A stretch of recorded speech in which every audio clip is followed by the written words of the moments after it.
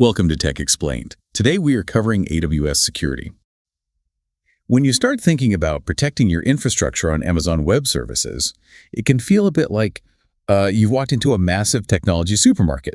There are just so many different services and features, right?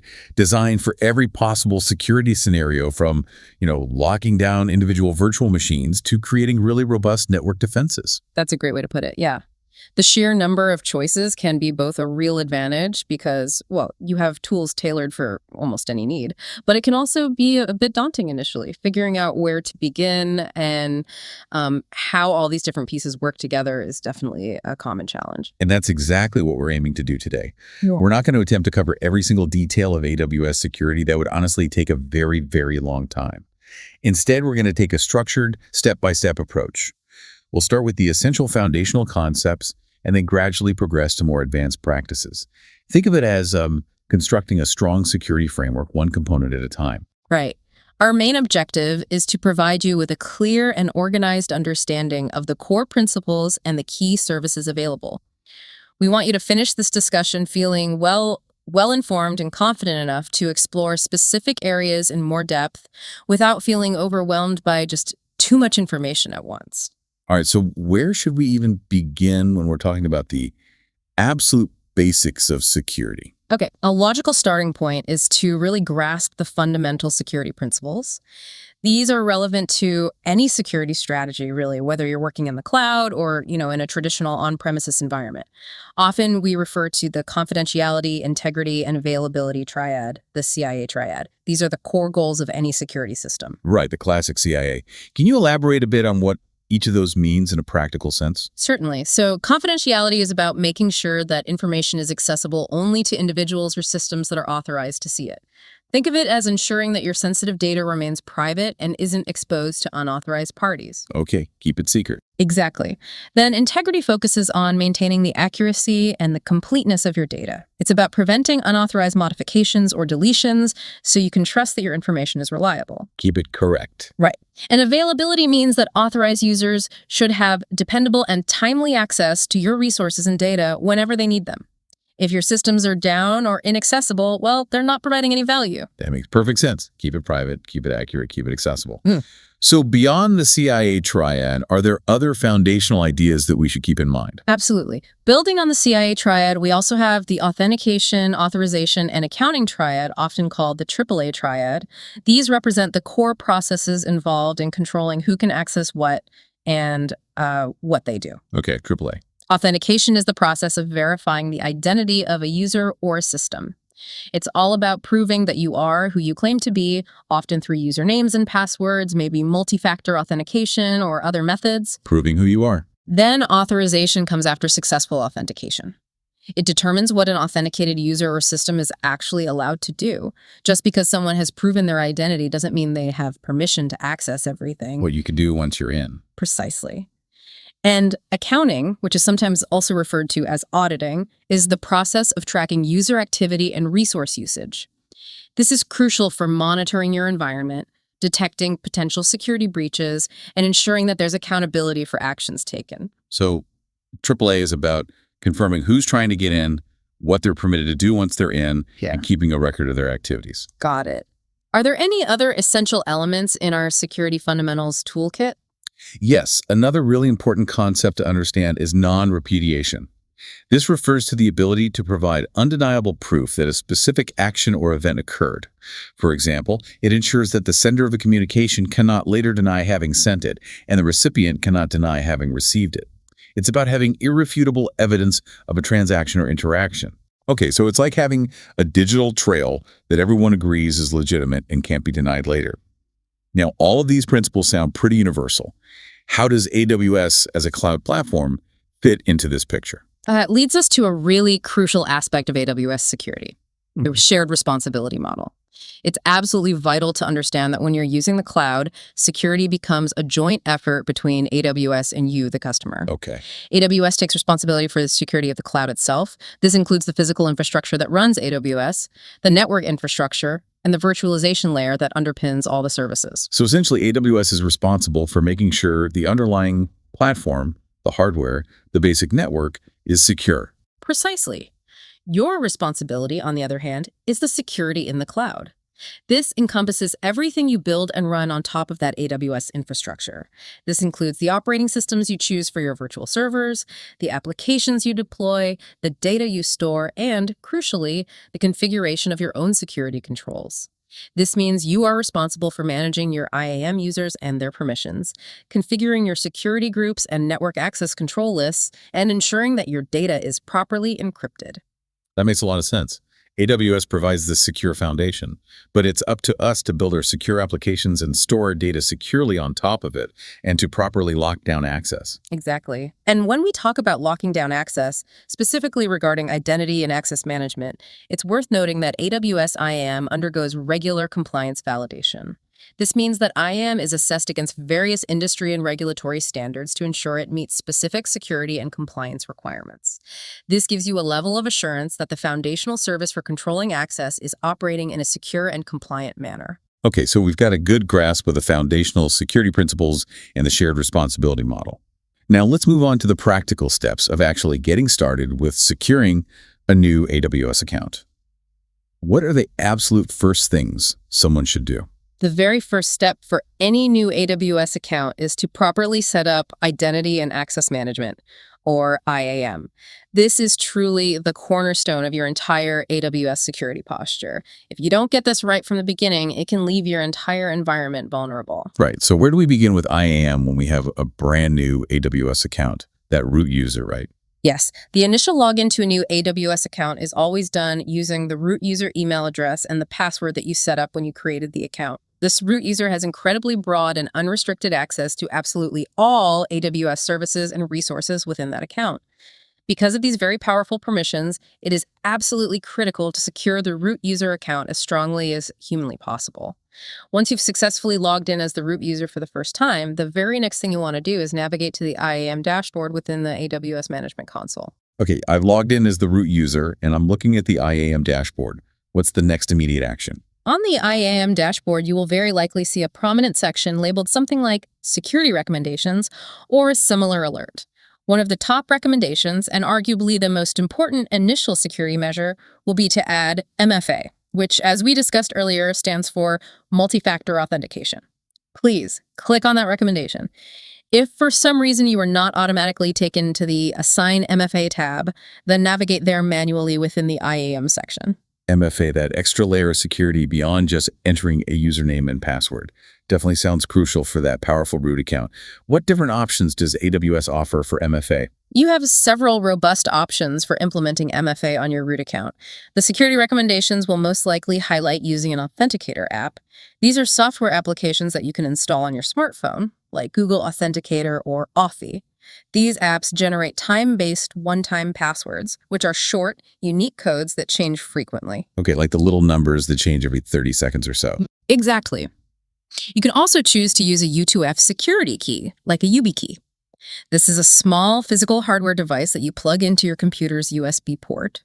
To log in, you would need to both enter your password and physically press a button on the security key. Ah, the physical key approach. Right. And finally, there are dedicated hardware MFA devices that are specifically designed to generate these one-time passwords. The fundamental idea behind all of these options is to add a physical second factor to your login process.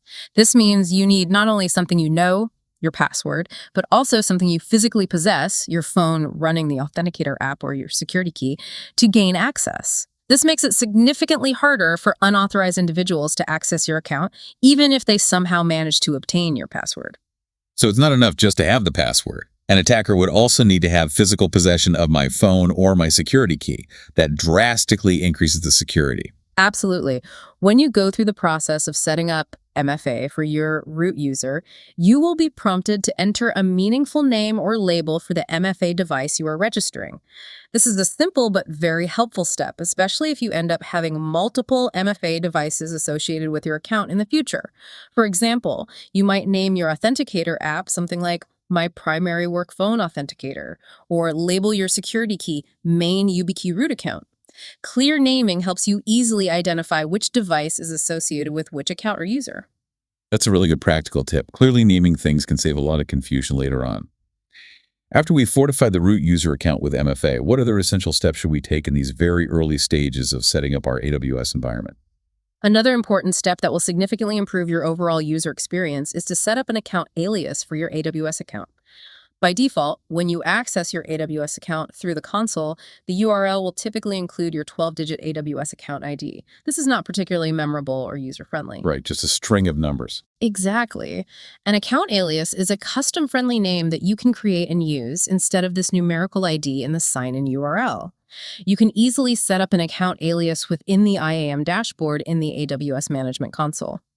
This can make it much easier to share sign-in links with other authorized users in your account, and for everyone to quickly identify the correct AWS account they are trying to access, especially if your organization manages multiple AWS accounts. That definitely sounds like a much better alternative to remembering a long string of numbers.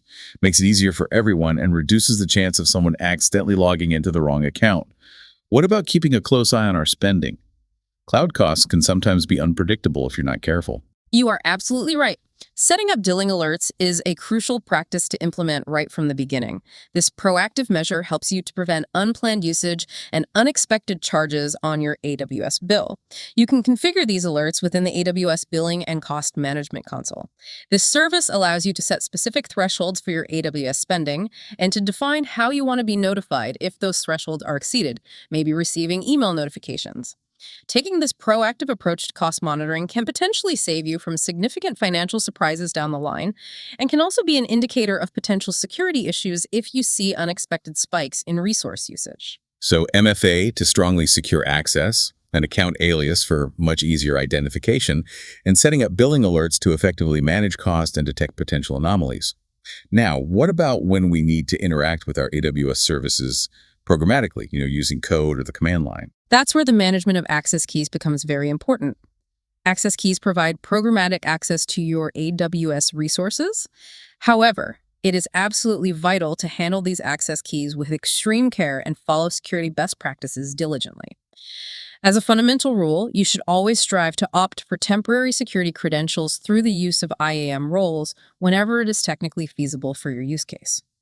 IAM roles provide temporary permissions to users or to AWS services, and they are inherently much more secure than relying on long-lived access keys that could potentially be compromised. So the best practice is to avoid creating permanent access keys for individual IAM users if we can possibly use IAM roles instead. Precisely. And it is an absolute must that you refrain from ever generating AWS account root user access keys.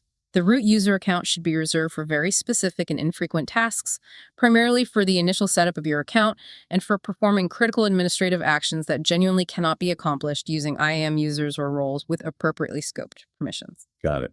Root keys are a definite no-no. Exactly. For those situations where your applications absolutely need to run outside of the AWS environment and you determine that you must use access keys for IAM users, you need to implement very stringent security measures to protect these keys. This includes rotating the access keys on a regular schedule, storing them securely perhaps as environment variables within your application's runtime environment, and ensuring that those environments are themselves well protected, or utilizing dedicated and secure configuration management tools or secret management services. You should never, under any circumstances, hard code access keys directly within your application's source code. This is a major security vulnerability that can lead to significant breaches if those keys are ever exposed. Got it. Temporary credentials obtained via IAM roles are definitely the preferred and more secure method for programmatic access. If we absolutely have to use access keys for IAM users, we must treat them with extreme caution. Rotate them frequently, don't hard code them in our applications, and we should absolutely never create or use root user access keys. Okay, we've taken the initial steps to secure our individual AWS account. Now, what considerations come into play if an organization has multiple AWS accounts to manage? Right. For organizations that utilize multiple AWS accounts, and this is a very common and often recommended best practice for isolating different environments like production, development, testing, and so on. The AWS Organization Service is the key tool you'll want to leverage. AWS Organizations provides you with a centralized platform to manage and govern all of your AWS accounts in a structured and efficient manner. Having multiple accounts is definitely a recognized best practice for isolating different environments and reducing the blast radius of potential security incidents. How exactly does AWS Organizations help with managing these multiple accounts effectively? Well, AWS Organizations allows you to create what are called organizational units, or OUs. These OUs provide a hierarchical structure that helps you to logically group your AWS accounts based on your organization's needs, maybe by department, by project, or by environment lifecycle stage, like dev, staging, prod. You can think of OUs as being kind of like folders within a file system, but instead of containing files, they contain your AWS accounts. Okay. To begin using AWS organizations, you first need to create an organization. This is typically done from the AWS Management Console while you are logged in as the root user of your initial management account, or, as an IAM user or role within that account that has the necessary administrator permissions. Simply navigate to the AWS Organizations Service dashboard in the console and click on the option to create an organization. This action will establish your AWS organization and will take you to the AWS Accounts page where you will be able to see your unique organization ID. This is a specific identifier that is assigned to your AWS organization. So the very first AWS account in our organization essentially becomes the management account. And then we can start creating these organizational units and arranging our other AWS accounts underneath them in a logical hierarchy. How do we actually go about creating these OUs and then adding our existing AWS accounts into them? You can create new OUs under the root OU, which is automatically created when you establish your organization. And you can do this through both the AWS Management Console and the AWS Command Line Interface, or CLI. Within the AWS console, you'll find pretty intuitive options to add new OUs and to manage their structure. If you prefer to use a CLI, you can utilize the Create Organizational Unit subcommand. This command requires you to specify the unique ID of your root OU as the parent and the desired name for the new OU. For example, you might create an OU named Workloads to contain your production and staging environments. And adding existing accounts. Right. Adding your existing AWS accounts to these OUs can also be accomplished using both the console and the CLI. In the CLI, the process typically involves using commands to send invitations to your other AWS accounts to join your organization, and then from within those invited accounts, you would accept the invitation to become a member account within your AWS organization. And what if we need to create entirely brand new AWS accounts that will be managed within our organization? Does AWS Organizations provide a streamlined way to do that as well? Yes, AWS Organizations makes the process of creating new AWS accounts directly within your organization very straightforward. You can utilize the AWS CLI and the Create Account subcommand for this purpose. This command requires you to provide essential parameters, such as the email address that will be associated with the new AWS account and the desired name for an initial IAM role that will be created within the new account. It's important to note that the Create Account command operates asynchronously. This means that when you execute the command, it will return almost immediately with a unique request ID. You can then use this request ID to check the status of the account creation process by using the Describe Create Account Status subcommand, providing the request ID you received earlier. Additionally, you can always verify the successful creation of a new account by examining the AWS CloudTrail logs within your management account for a specific event called Create Account Result. This event will contain details about the account creation attempt and its outcome. That sounds like a pretty efficient way to provision new accounts. Yeah. And you mentioned a role name parameter in that Create Account command. What's the significance of that? Yes, the role name parameter is quite significant from a management perspective. It allows you to specify the name of an IAM role that will be automatically pre-configured within the newly created member AWS account. By default, if you don't specify a name, this role is typically named Organization Account Access Role. This automatically created role is pre-configured with administrator-level permissions within the new member account, meaning it has broad access to most AWS services and resources in that account. Crucially, this role is also automatically set up with a trust relationship that explicitly trusts the management account of your AWS organization.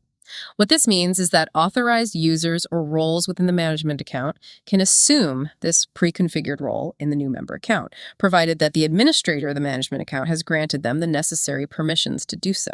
So it's essentially a built-in mechanism that allows the management account to gain administrative access to all the member accounts within the organization. Exactly. If you were to log into a newly created member account and examine the details of the organization account access role, you would observe that it has the AWS managed policy called administrator access attached to it. And if you look at its trust relationships, you'll find that it is configured to include your AWS organization's management account as a trusted entity. An administrator who is logged into the management account can then utilize the AWS console, the CLI, or the AWS SDKs to perform an action called switching roles. By assuming this organization account access role in the child account, the administrator from the management account effectively gains administrator-level access within that member account without needing to have separate long-lived credentials for each individual account. And for other users in the management account. Right. For non-administrator IAM users within the management account to be able to perform this role switching operation, they need to be explicitly granted these ESTs.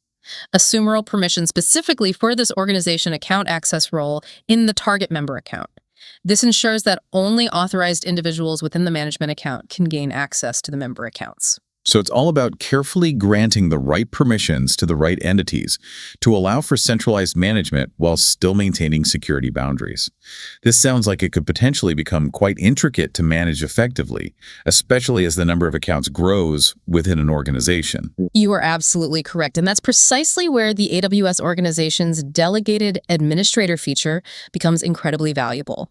This feature allows you to designate a specific member account within your AWS organization to be the administrative account for managing a particular AWS service across all the accounts in your organization. That sounds incredibly useful. So instead of having to manage, for example, security settings or compliance checks from the central management account for every single member account individually, we can delegate that specific responsibility to a dedicated security-focused account within our organization.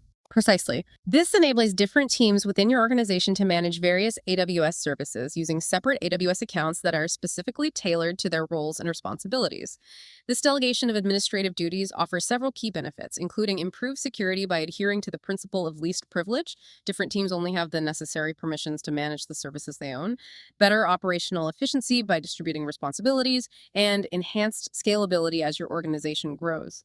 There is a growing list of AWS services that currently support this delegated administrator functionality, including AWS IAM Identity Center for centralized identity management, AWS Config for tracking resource configurations, Amazon GuardDuty for proactive threat detection, AWS IAM Access Analyzer for identifying unused permissions, Amazon Macie for discovering and protecting sensitive data, AWS Security Hub for a unified view of your security posture, and many more. This concept of delegating administrative responsibilities to specialized accounts seems like a crucial element for achieving both scalability and a strong security posture in a multi-account AWS environment. Now, you mentioned AWS IAM Identity Center a few times. Can you explain what that is and how it integrates with managing access across these multiple AWS accounts?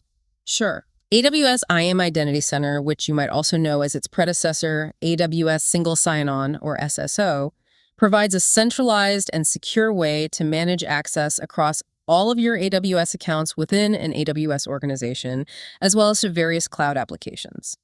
It is the recommended best practice for handling authentication and authorization in AWS, particularly when you're dealing with multiple accounts, and it's designed to be scalable for organizations of all sizes, from small startups to large enterprises. Centralized access management sounds like it would greatly simplify the complexities of managing permissions, especially when you have a large number of users and AWS accounts. How does IAM Identity Center actually work in practice? From the AWS IAM Identity Center dashboard in your management account, you can configure single sign-on access not only to all of your AWS accounts that are part of your AWS organization, but also to a wide variety of other cloud-based applications. This includes popular business applications like Microsoft 365, Salesforce, and even to resources like your EC2 Windows instances and any other applications that support the SAML 2.0 authentication standard. Okay. Once you have configured these connections, your users only need to sign in to a central AWS Access portal using a single set of credentials that you manage within IAM Identity Center. From this portal, they will then be able to seamlessly access all of the AWS accounts and the various applications that have been assigned to them through the SSO setup without needing to provide any additional usernames or passwords. So it's essentially one central login point that then provides access to all the authorized resources, streamlining the user experience, and potentially improving security by reducing the number of different credentials users need to manage. How do we actually go about setting up a new user in IAM Identity Center? Well, the first step is to navigate to the AWS IAM Identity Center dashboard within your AWS Management Console. Once there, you will likely want to enable attributes for access control. This feature allows you to use various user attributes like department or job title to define fine-grained access policies. Attribute-based access control. Exactly. After that, a common practice is to create groups within IAM Identity Center to manage sets of users who have similar access requirements. For example, you might create a group called OSIC Badmin specifically for your security administrators, and you should provide a clear and descriptive name for this group so it's easily understood. Makes sense. Once you've created the necessary groups, you can then proceed to add new users.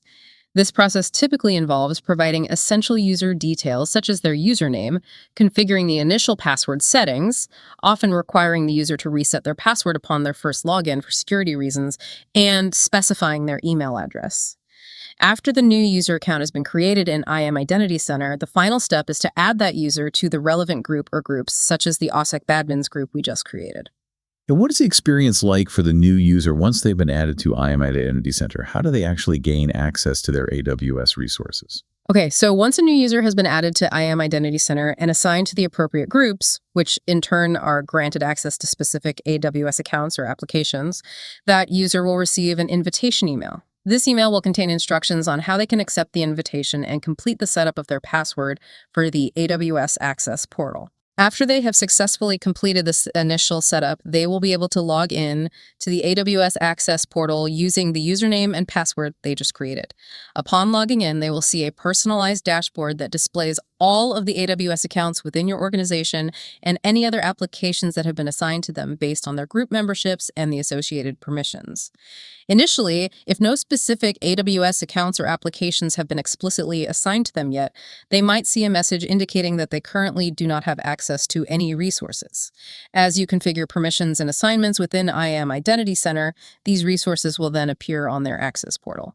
Okay, so the user receives an invitation, sets up their password, and then they have a central web portal where they can see and access all the AWS accounts and applications they have been authorized to use. How does this translate to actually using AWS resources, for example, when interacting with AWS through the command line interface, CLI? Right. IAM Identity Center also provides seamless integration with the AWS command line interface, CLI. To configure your CLI to use SSO through IAM Identity Center, you typically need to run a configuration command that prompts you for some key information. This usually includes the start URL for your organization's IAM Identity Center instance and the specific AWS region you want to interact with. Got it. Once this initial configuration is done, whenever you attempt to execute an AWS CLI command that requires authentication for a particular AWS account, the CLI will automatically detect that you are configured for SSO. It will then instruct you to open a web browser and authenticate yourself through the AWS Access portal. After you have successfully logged in through the browser, the CLI will automatically receive the necessary temporary security credentials from IAM Identity Center, which it will then use to execute the command in the specified AWS account on your behalf.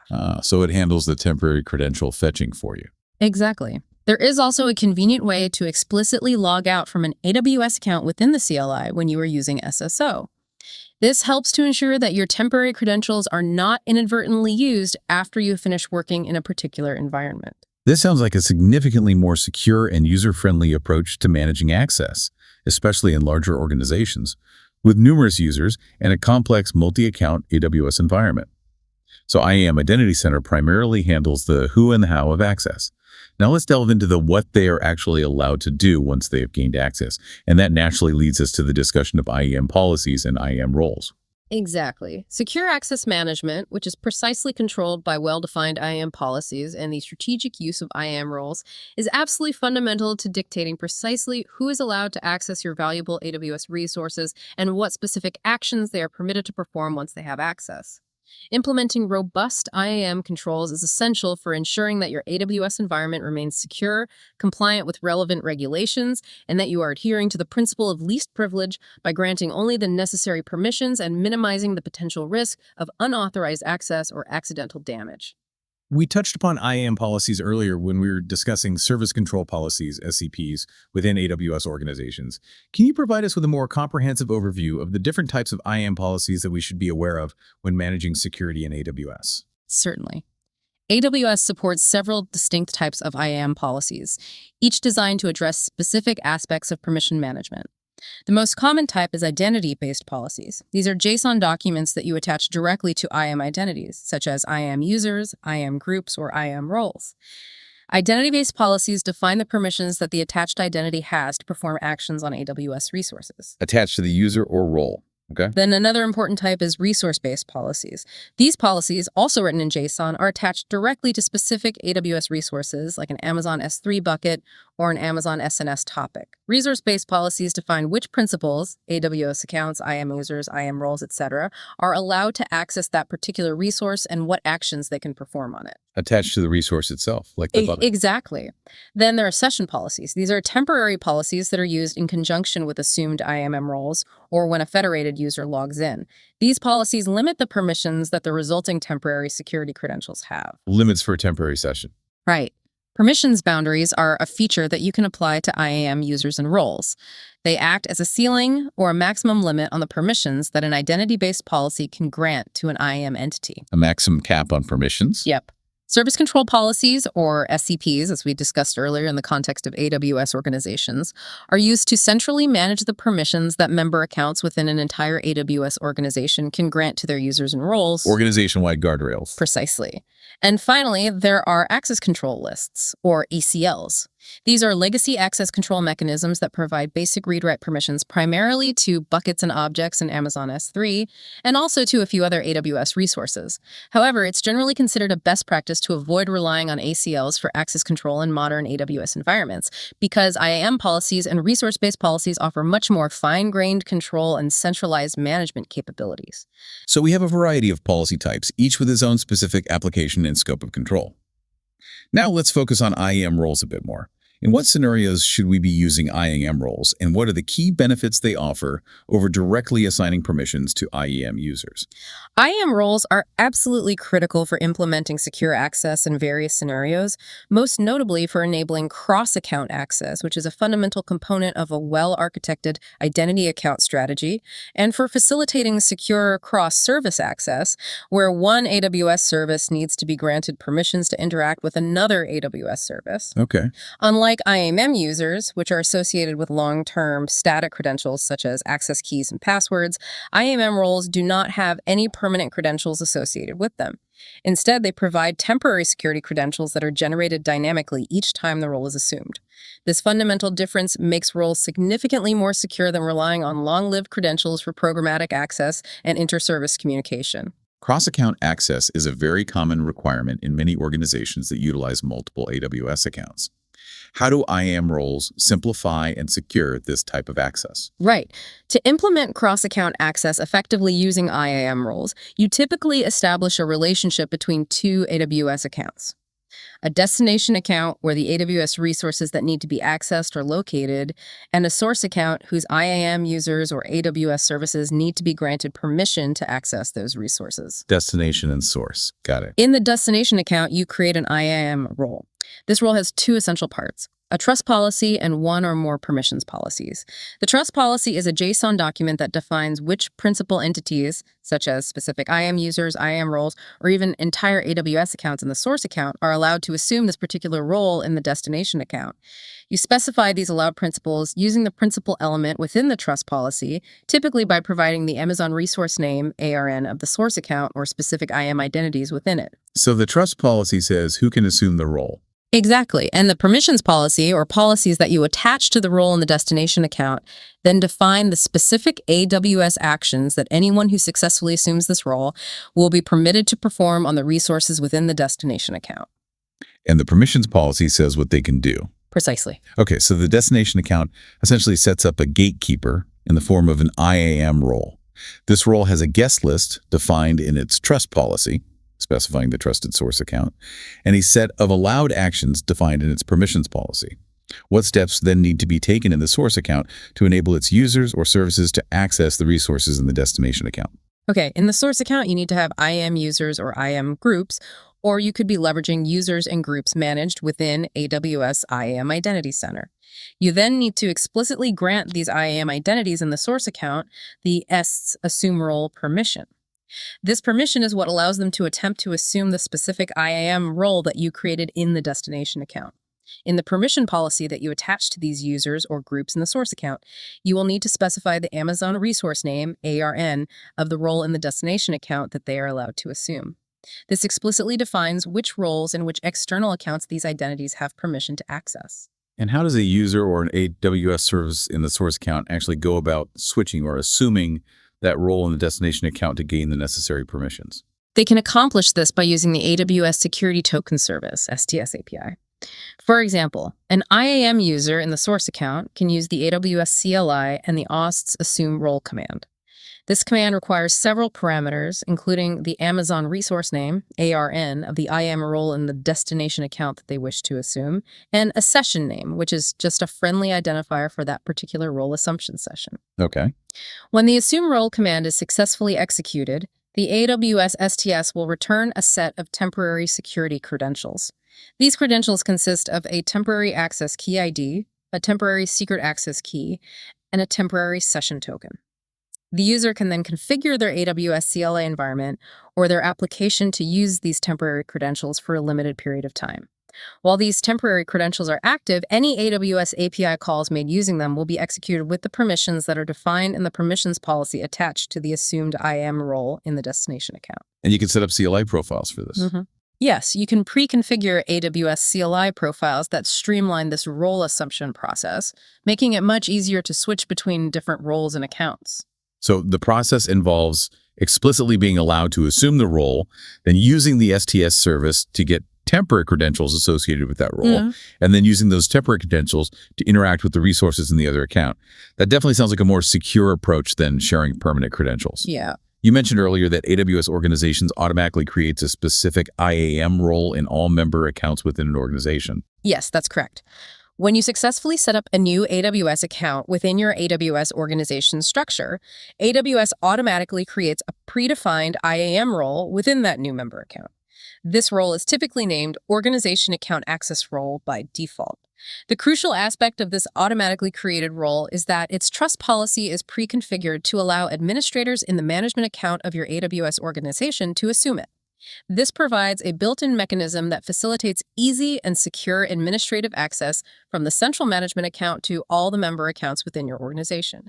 This can be very helpful for centralized management tasks and for ensuring consistent security policies across your entire AWS footprint. What about granting access to specific AWS services? For example, if we have an AWS Lambda function running in one account and it needs to access an Amazon S3 bucket located in a different account, would we use IAM roles for that type of cross-service access as well? Absolutely. IAM roles are the recommended and most secure way to grant cross-service access in AWS. In this specific scenario, you would create an IAM role in the AWS account that owns the S3 bucket, the destination account. The permissions policy attached to this role would grant the necessary permissions for the Lambda function to perform the actions it needs on the S3 bucket, such as S3 get object to read objects and S3 put object to write objects. Okay. The trust policy of this role would then be configured to trust the AWS Lambda service principal in the account where the Lambda function is running, the source account. When you configure your Lambda function in the source account, you associate it with an IAM role that has permissions to invoke the sets. Assume role action for the specific role you created in the destination account. When the Lambda function executes, it first assumes the role in the destination account, obtaining temporary credentials. It can then use these temporary credentials to securely access the S3 bucket in the other account without you ever needing to embed or manage any long-term access keys directly within your Lambda function's code or configuration. So it's a consistent pattern. Define a role with the necessary permissions in the resource owning account, and then grant the service or user in the other account the ability to temporarily assume that role. This eliminates the need for managing static credentials across different services and accounts. That's a really clean approach.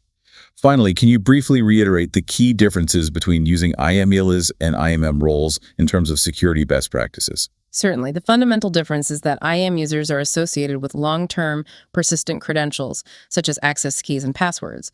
If these credentials are ever compromised, they can potentially be used indefinitely until they are explicitly revoked or rotated. This presents a significant security risk. Right. Long-lived credentials are risky. Exactly. IAM roles, on the other hand, do not have any long-term credentials. Instead, they provide temporary security credentials for each specific session when the role is assumed. These temporary credentials have a limited lifespan and are automatically revoked when the session ends. Because of this inherent nature of providing temporary, short-lived credentials, using IAM roles is a significantly more secure practice for programmatic access, for enabling cross-account interactions, and for allowing AWS services to securely access other AWS services. You should always strive to use IAM roles whenever possible and minimize the creation and use of long-term access keys associated with IAM users. Okay, that really clarifies the importance of prioritizing IAM roles for secure access management in AWS.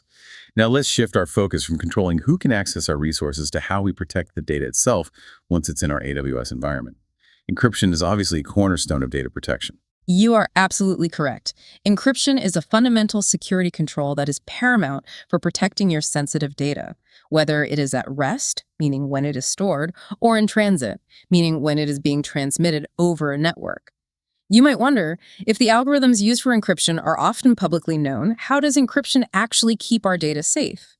The answer lies in the critical role of encryption keys. These are unique and often very long strings of characters that, when used in conjunction with a specific encryption algorithm, are what actually transform your readable data into an unreadable ciphertext and back again. The secrecy and proper management of these encryption keys are therefore absolutely essential to the effectiveness of any encryption strategy. And there aren't just one type of encryption, are there? I recall hearing about different methods. Yes, there are two primary categories of encryption that you should be aware of: symmetric encryption and asymmetric encryption. Symmetric encryption uses the exact same secret key for both encrypting, transforming the data into ciphertext, and decrypting, transforming the ciphertext back into the original data. This means that anyone who needs to decrypt the data must have access to this secret key, so it's crucial to keep it confidential between the authorized parties. One key for both locking and unlocking. Right. Asymmetric encryption, in contrast, uses a pair of mathematically linked keys, a public key and a private key. Data encrypted with the public key can only be decrypted using the corresponding private key and vice versa, depending on the specific asymmetric algorithm being used. The public key can be freely shared without compromising the security of the data, while the private key must be kept strictly confidential and securely controlled by the intended recipient who needs to decrypt the data. So with asymmetric encryption, it's like having a public mailbox where anyone can drop a letter, encrypt with the public key, but only the person with the private key can open it and read the contents. Now, how does AWS help us to manage these all-important encryption keys? AWS provides a comprehensive and highly secure service called AWS Key Management Service, or KMS. KMS is designed specifically for creating and managing encryption keys that you can then use to encrypt your data across a wide range of AWS services and within your own applications. KMS simplifies the process of key management, providing you with a centralized and auditable system for creating, controlling, and monitoring the use of your encryption keys. It also helps you to meet many of your regulatory and compliance requirements related to data protection. So KMS is our central hub within AWS for all things related to encryption key management. Yeah. How do we actually go about creating a new encryption key using KMS? You can create what's known as a customer-managed KMS key using the AWS Management Console. To do this, you would first navigate to the AWS KMS Service dashboard. When you initiate the process of creating a new key, you will typically be asked to choose a key type. For the vast majority of common use cases, a symmetric key is the appropriate and recommended choice. Symmetric is usually the way to go. Generally, yes. Next, you will define who the key administrators will be. These are the IAM users and IAM roles within your AWS account who will be granted permissions to manage the KMS key itself. This includes actions like updating the key policy, enabling or disabling the key, and scheduling its deletion. You will also define the key users. These are the IAM users and IAM roles who will be authorized to actually use the KMS key for cryptographic operations such as encrypting and decrypting data. Admins manage the key, users use the key. Right. You also have the option to specify other AWS accounts that can be granted permission to use the key, which is essential for cross-account data sharing scenarios. Finally, before the key is actually created, you will have the opportunity to review all of your key configuration settings, including an optional alias, which is a friendly name you can assign to the key, a description that helps you understand the purpose of the key, and the key policy itself, which is a JSON document that defines the permissions we just discussed. After you have reviewed and confirmed these settings, you can finalize the key creation process. AWS will then generate a unique identifier for your new KMS key, known as the key ID, and also an Amazon resource name, or ARN, which uniquely identifies the key across all of AWS. So when we create a KMS key, we explicitly define who has the administrative control over the key itself and who is permitted to use it for encryption and decryption. That sounds like a very important separation of duties for security. You mentioned this key policy is in JSON format. Yes, that's correct. A KMS key policy is a JSON document that acts as the primary mechanism for controlling who can access your KMS key and under what specific conditions they are allowed to do so. Along with the actual encryption key material, AWS will automatically create an initial default key policy based on the administrators and users you specify during the key creation process. If you were to examine this default policy, you would typically see permissions granted to the key administrators that allow them to perform management actions on the key, like column create, column describe, column.enable, column disable, column.update, and column delete. Management actions for admins. Exactly.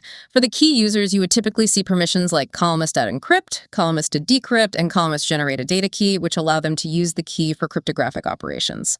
You can always modify this key policy later on if your access control requirements change. What are the different states that a KMS key could be in throughout its lifecycle? A KMS key can exist in several different states during its lifecycle. These include enabled, which is the normal operating state where the key can be used for cryptographic operations. It can also be in a disabled state, in which case it cannot be used to encrypt or decrypt any data. You would need to explicitly re-enable a disabled key before it can be used again. Disabled means unusable for now. Right. Finally, a key can be in a pending deletion state. This is a transitional state after you have initiated the deletion of a KMS key. During the pending deletion period, which you can typically configure often for 7 or 30 days, the key is not usable, and after this period expires, the key is permanently deleted. Permanently deleted. Wow. Yes. It is absolutely critical to understand the consequences of disabling and especially deleting a KMS key. While a disabled key can be re-enabled, once a KMS key is permanently deleted, any data that was encrypted using that key becomes permanently unrecoverable. There is no way to reverse the dilution of a KMS key, so this is an action that should be taken with extreme caution and only when you're absolutely certain that the key is no longer needed and the data it protected does not need to be accessed in the future. That's a really critical point to emphasize. Deleting an encryption key without a backup plan for the original data would be catastrophic. It's not like deleting a file that you can potentially recover from the recycle bin. Exactly. Now, by default, when you create a KMS key within AWS, the actual key material, the secret bits that do the encryption, are generated and managed entirely by AWS within their secure infrastructure. However, what if an organization has a specific need to use their own encryption keys that they have generated and maintained outside of the AWS cloud? Is it possible to import our own externally generated encryption keys into AWS KMS? Yes. AWS KMS provides a feature that allows you to import external key material. This process involves several steps to ensure the security and integrity of your key material. First, you would create a KMS key within AWS, but during the creation, you would specify that the key material origin is external rather than AWS generated. Okay, tell KMS the key is coming from outside. Right. Next, AWS KMS will provide you with a key import wrapper, which is a public key specific to your KMS key, along with an import token. You would then take your own encryption key that you have generated outside of AWS on your local machine or within your own HSM. Using a tool like OpenSSL, you would then use the downloaded public key to encrypt or wrap your key material. Wrap your key with their public key. Precisely. This wrapped key material and the import token are then securely uploaded back to AWS KMS. The import token is a crucial component that helps KMS verify that the key material you are importing is indeed the correct one for the KMS key you initiated the import for. Once you upload the wrapped key material and the import token, KMS will finalize the creation of your KMS key using this imported key material. That sounds like a complex but powerful way to maintain a greater degree of control over the origin of our encryption keys. Are there any important considerations or limitations when using KMS keys with imported key material compared to those that are generated entirely within AWS? Yes, there are several important considerations. Once you import key material into a KMS key, it becomes permanently associated with that specific KMS key. While you can certainly re-import the same key material if needed, you cannot import a completely different key material into that same KMS key later on. So it's locked to that specific key material. Right. Additionally, it's crucial to understand that any ciphertext that is encrypted using a KMS key with external key material cannot be decrypted by a different KMS key, even if you were to use the exact same original key material for both keys. You would need to decrypt the data using the first KMS key and then re-encrypt it using the second key. Furthermore, you need to carefully consider the security implications of managing the original key material outside of the secure AWS environment. You are responsible for its secure generation, storage, and for having a robust process in place for re-importing it into KMS if necessary. For example, if the KMS key were to be accidentally deleted, although as we discussed, deletion is a permanent action. KMS keys with imported key material offer a different security profile compared to those where the key material is generated and managed entirely within AWS's highly secure infrastructure. You are essentially taking on more responsibility for the security of the underlying key material. We've talked about creating and managing KMS keys. Now, how do we actually grant permissions to use these keys for specific encryption and decryption operations? You manage permissions to use KMS keys primarily through the key policies that we discussed earlier. However, AWS KMS also provides another mechanism called KMS grants. A grant is a policy instrument that allows a specified principal, which can be an IAM user, an IAM role, or even another AWS service, to perform specific operations on a particular KMS key. Grants offer more fine-grained control and can be more easily managed and revoked compared to modifying key policies directly in some scenarios. Grants offer more flexibility than key policies. In some ways, yes. You can add new grants to a KMS key using either the AWS Management Console or the AWS CLI by using the Create Grant subcommand. To view the grants that are currently in place for a specific KMS key, you can use the List Grants subcommand. This command is paginated, which means that if there are a large number of grants associated with a key, it will return them in manageable chunks. You can use parameters like starting token, page size, and max items to navigate through the list of grants. If you ever need to remove a grant, you can do so using either the AWS Management Console or the AWS CLI with the Revoke Grants subcommand. So KMS grants provide an additional layer of flexible access control over key usage, supplementing the more static permissions defined in the key policy itself. What about the scenario where we need to share a KMS key with another AWS account that we own or with a trusted partner's AWS account? How is cross-account key sharing handled with KMS? Yes, it is definitely possible and often necessary to share customer-managed KMS keys securely across different AWS accounts. To enable this, you would typically modify the key policy of the KMS key in the account that owns the key, the source account. Within the key policy, you would add a statement that includes the Amazon resource name, ARN, of the external AWS account as a principal in the AWS section of the policy. This essentially grants the entire target AWS account permission to interact with the KMS key, subject to further restrictions defined in the policy. Trust the other account in the key policy. Right. You would then also need to grant specific permissions, such as columns to encrypt and columns to decrypt to specific IAM users or IAM roles within that external AWS account. This can be done either within the same key policy statement or in a separate statement that applies to the principals in the other account. Once these policy modifications are in place, the authorized IAM users or roles in the external AWS account can then use the shared KMS key for encryption and decryption operations on resources within their own account, provided that the resource policy of the service they're using also allows them to use that specific KMS key. So it's a two-part process. First, the key policy in the owning account must explicitly trust the other account, and then specific permissions must be granted to the users or roles in the other account who need to use the key. What about using conditions in KMS key policies? Can we make access to our keys even more context-aware? Absolutely. Just like with IAM policies, you can also add conditions to your KMS key policies to exert even more granular control over who can access your encryption keys and under what circumstances. For example, you can add conditions that restrict access based on the source IP address from which the request is being made, or you can require that multi-factor authentication, MFA, was used when the request was initiated. This allows you to implement very context-aware and secure access control to your sensitive encryption keys, further reducing the risk of unauthorized use. So for instance, we could create a condition that says a particular IAM role can only decrypt data using a specific KMS key if the request originates from within our corporate network's IP address range, and if the user assuming that role has authenticated using MFA. Exactly. That level of granular control is often essential for meeting stringent security and compliance requirements. Now, how do we actually leverage these KMS keys to protect our data when we're using various AWS services? We touched on Amazon S3 earlier. Can you remind us how KMS encryption works with S3 buckets? S3, our workhorse for object storage. How do we apply KMS encryption to our buckets and objects? When you create an S3 bucket or when you upload individual objects into an existing bucket, you have the option to enable server-side encryption using AWS KMS keys. This is often referred to as SSE KMS, server-side encryption with KMS keys. When configuring server-side encryption for a bucket, either as a default setting or on a per-object basis, you can specify the Amazon resource name, ARN, of the particular KMS key that you want to use to encrypt the data stored in that bucket. Tell S3 which KMS key to use. Right. When you enable SSE KMS on a bucket, any new objects that are subsequently added to the bucket will be automatically encrypted using the KMS key you specified.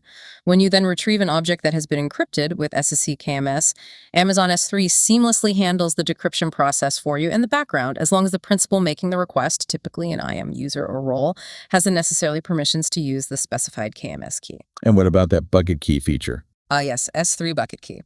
When you enable bucket key for an S3 bucket that is using SSE KMS, it can help to reduce the costs associated with KMS by reducing the number of requests that S3 needs to make to KMS to encrypt and decrypt objects within that specific bucket, especially for frequently accessed data. That sounds like a relatively straightforward way to implement strong encryption for our data at rest in S3, leveraging the key management capabilities of KMS.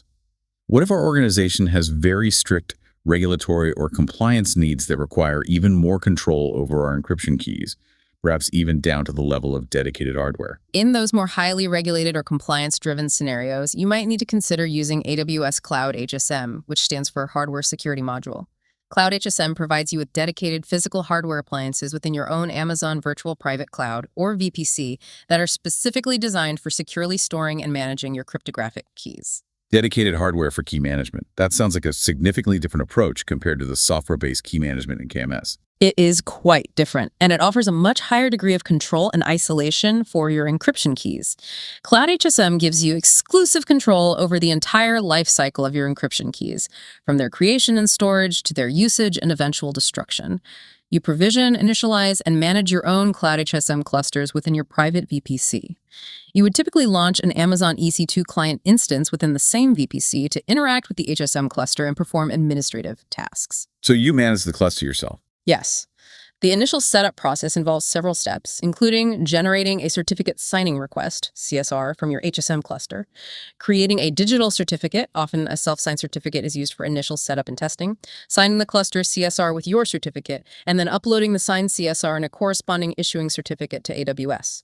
Finally, you activate your Cloud HSM cluster using the Cloud HSM command line interface, CLI, and set an initial administrative password for the cluster. Cloud HSM defines distinct user roles, such as the crypto officer, CO, who is responsible for managing the HSM appliance itself, and the crypto user, CU, who is authorized to perform cryptographic operations using the keys stored within the HSM. So Cloud HSM provides us with physical, tamper-evident hardware for storing and managing our encryption keys within our own VPC. This sounds like it would be necessary for organizations that have very strict compliance mandates requiring this level of dedicated control. It also sounds like the setup and ongoing management might be more involved than with AWS KMS. You are absolutely correct on both counts. Cloud HSM offers the highest level of control and meets the stringent requirements of many demanding compliance frameworks. However, it does come with increased operational complexity and management overhead compared to AWS KMS, which handles much of the underlying infrastructure and management for you. For the vast majority of use cases, AWS KMS provides an excellent balance of strong security, comprehensive functionality, and ease of use.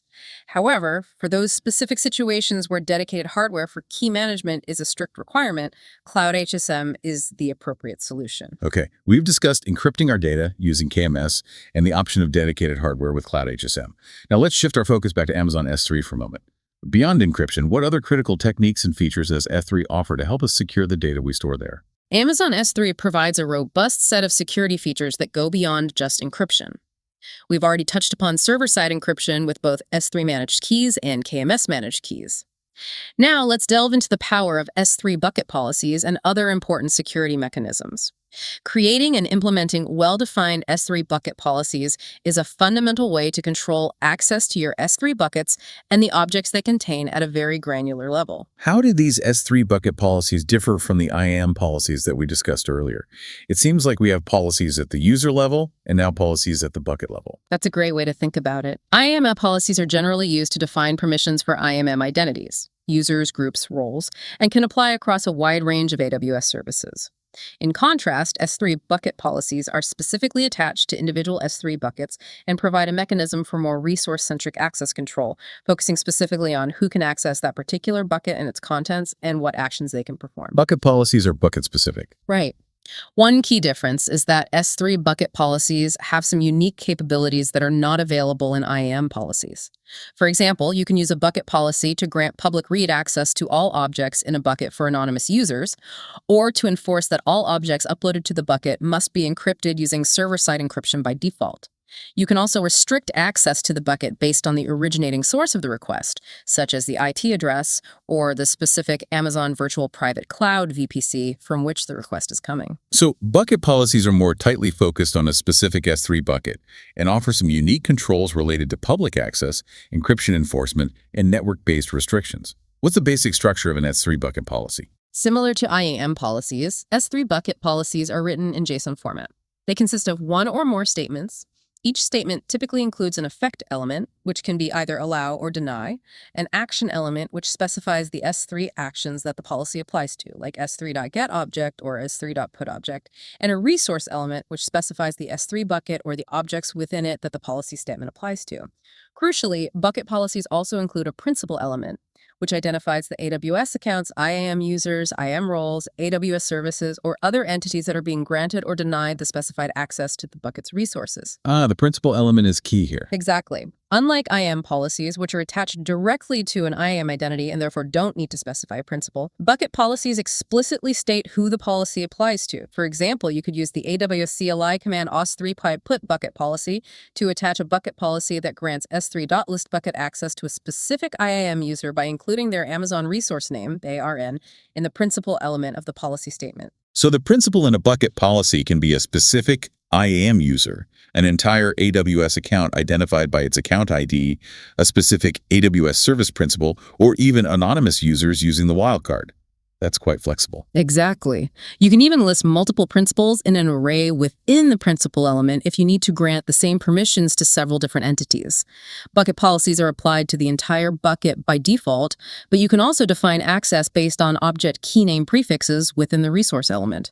This allows you to effectively apply different access control rules to different folders or logical groupings of objects within the same S3 bucket. What about S3 access control lists, or ACLs? We mentioned those briefly earlier. Are they still a relevant mechanism for securing access to S3 buckets and objects? S3 ACLs, access control lists, are an older mechanism for controlling basic read and write permissions to S3 buckets, individual objects, and even the ACLs themselves.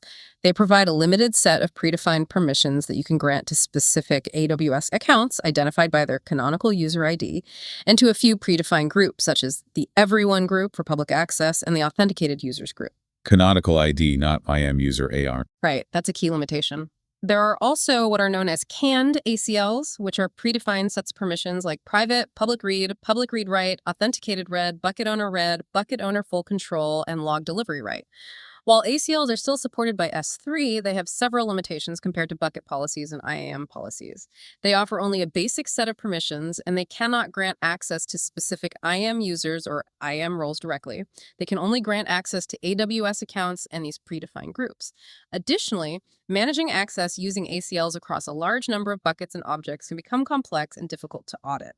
For more granular, centralized, and powerful access control, it is generally recommended to favor the use of S3 bucket policies and IAM policies over relying on S3 ACLs. So the best practice for controlling access to our S3 data is generally to use bucket policies for bucket-wide or prefix-based rules and IAM policies for user and role-based permissions, and to avoid relying on the more limited functionality of S3 ACLs.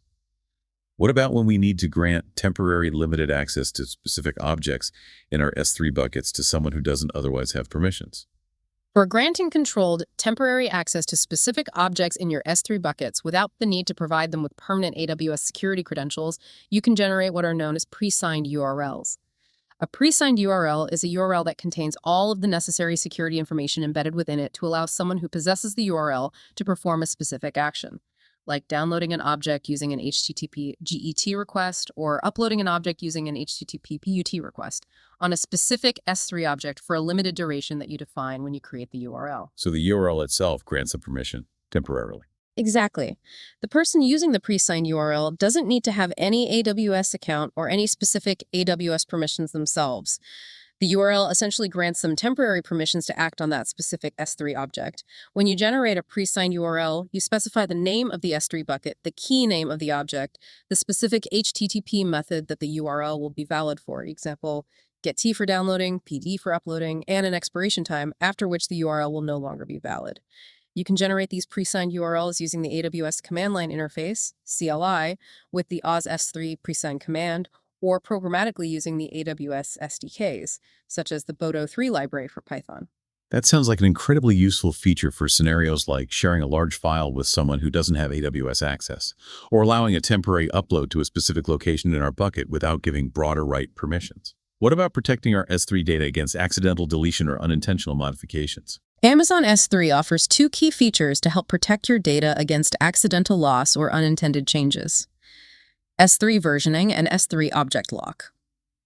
Enabling versioning on an S3 bucket ensures that every time an object is modified or deleted, the previous version of the object is preserved. This allows you to easily recover from accidental deletions or overwrites by simply retrieving a previous version of the object. Versioning gives you a history. Right. S3 Object Lock provides an even stronger level of protection by allowing you to prevent objects from being deleted or overwritten for a specified retention period, or even indefinitely.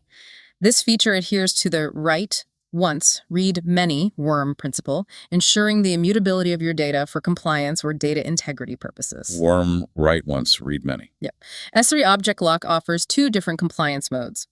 Governance mode, which allows users with special IAM permissions to bypass the lock under specific circumstances, and compliance mode, which is much stricter and ensures that once an object is locked, not even the root user of the AWS account can delete it during the defined retention period. Compliance mode is really locked down. It is. When using Object Lock, you can set a specific retention period for an object, specifying how long it should be protected. You can also optionally apply a legal hold to an object, which prevents it from being overwritten or deleted until the legal hold is explicitly removed.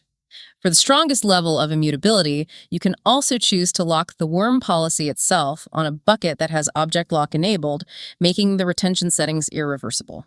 Versioning for easy rollback and object lock for true immutability, those sound like absolutely critical features for data protection, especially for meeting compliance requirements and preventing data loss. Are there any other noteworthy S3 security features that we should be aware of? Yes, there are several other important S3 security features worth mentioning. We've already discussed S3 encryption in detail. S3 access points provide a way to manage data access for large-scale, shared data sets stored in S3. They allow you to create unique host names that are associated with specific permissions policies, making it easier to grant tailored access to different users or applications accessing the same underlying bucket.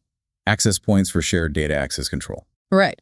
S3 access logs provide highly detailed records of all requests that are made to your S3 bucket. These logs can be invaluable for security analysis, auditing, and troubleshooting access issues. Finally, S3 replication, including both cross-region replication, CRR, and cross-account replication, allows you to automatically create copies of your S3 objects in different AWS regions or in different AWS accounts. This not only enhances data availability and disaster recovery capabilities, but can also serve as a security measure by providing redundant copies of your data in separate locations. You mentioned the different types of S3 server-side encryption earlier: SSE S3, SSE KMS, and SSE. Can you quickly summarize the key differentiators between these options for our listeners? Certainly. SSE S3 uses encryption keys that are managed by AWS itself. It employs the Advanced Encryption Standard, AES, with a 256-bit key, AES 256, and AWS automatically handles the rotation of these master keys. It's a very straightforward and free option for server-side encryption. SSE S3. Simple, AWS managed, free. Correct. SSE KMS, on the other hand, uses encryption keys that are managed by AWS Key Management Service, KMS. This option gives you more control and visibility over your encryption keys, including the ability to define who can use and manage them.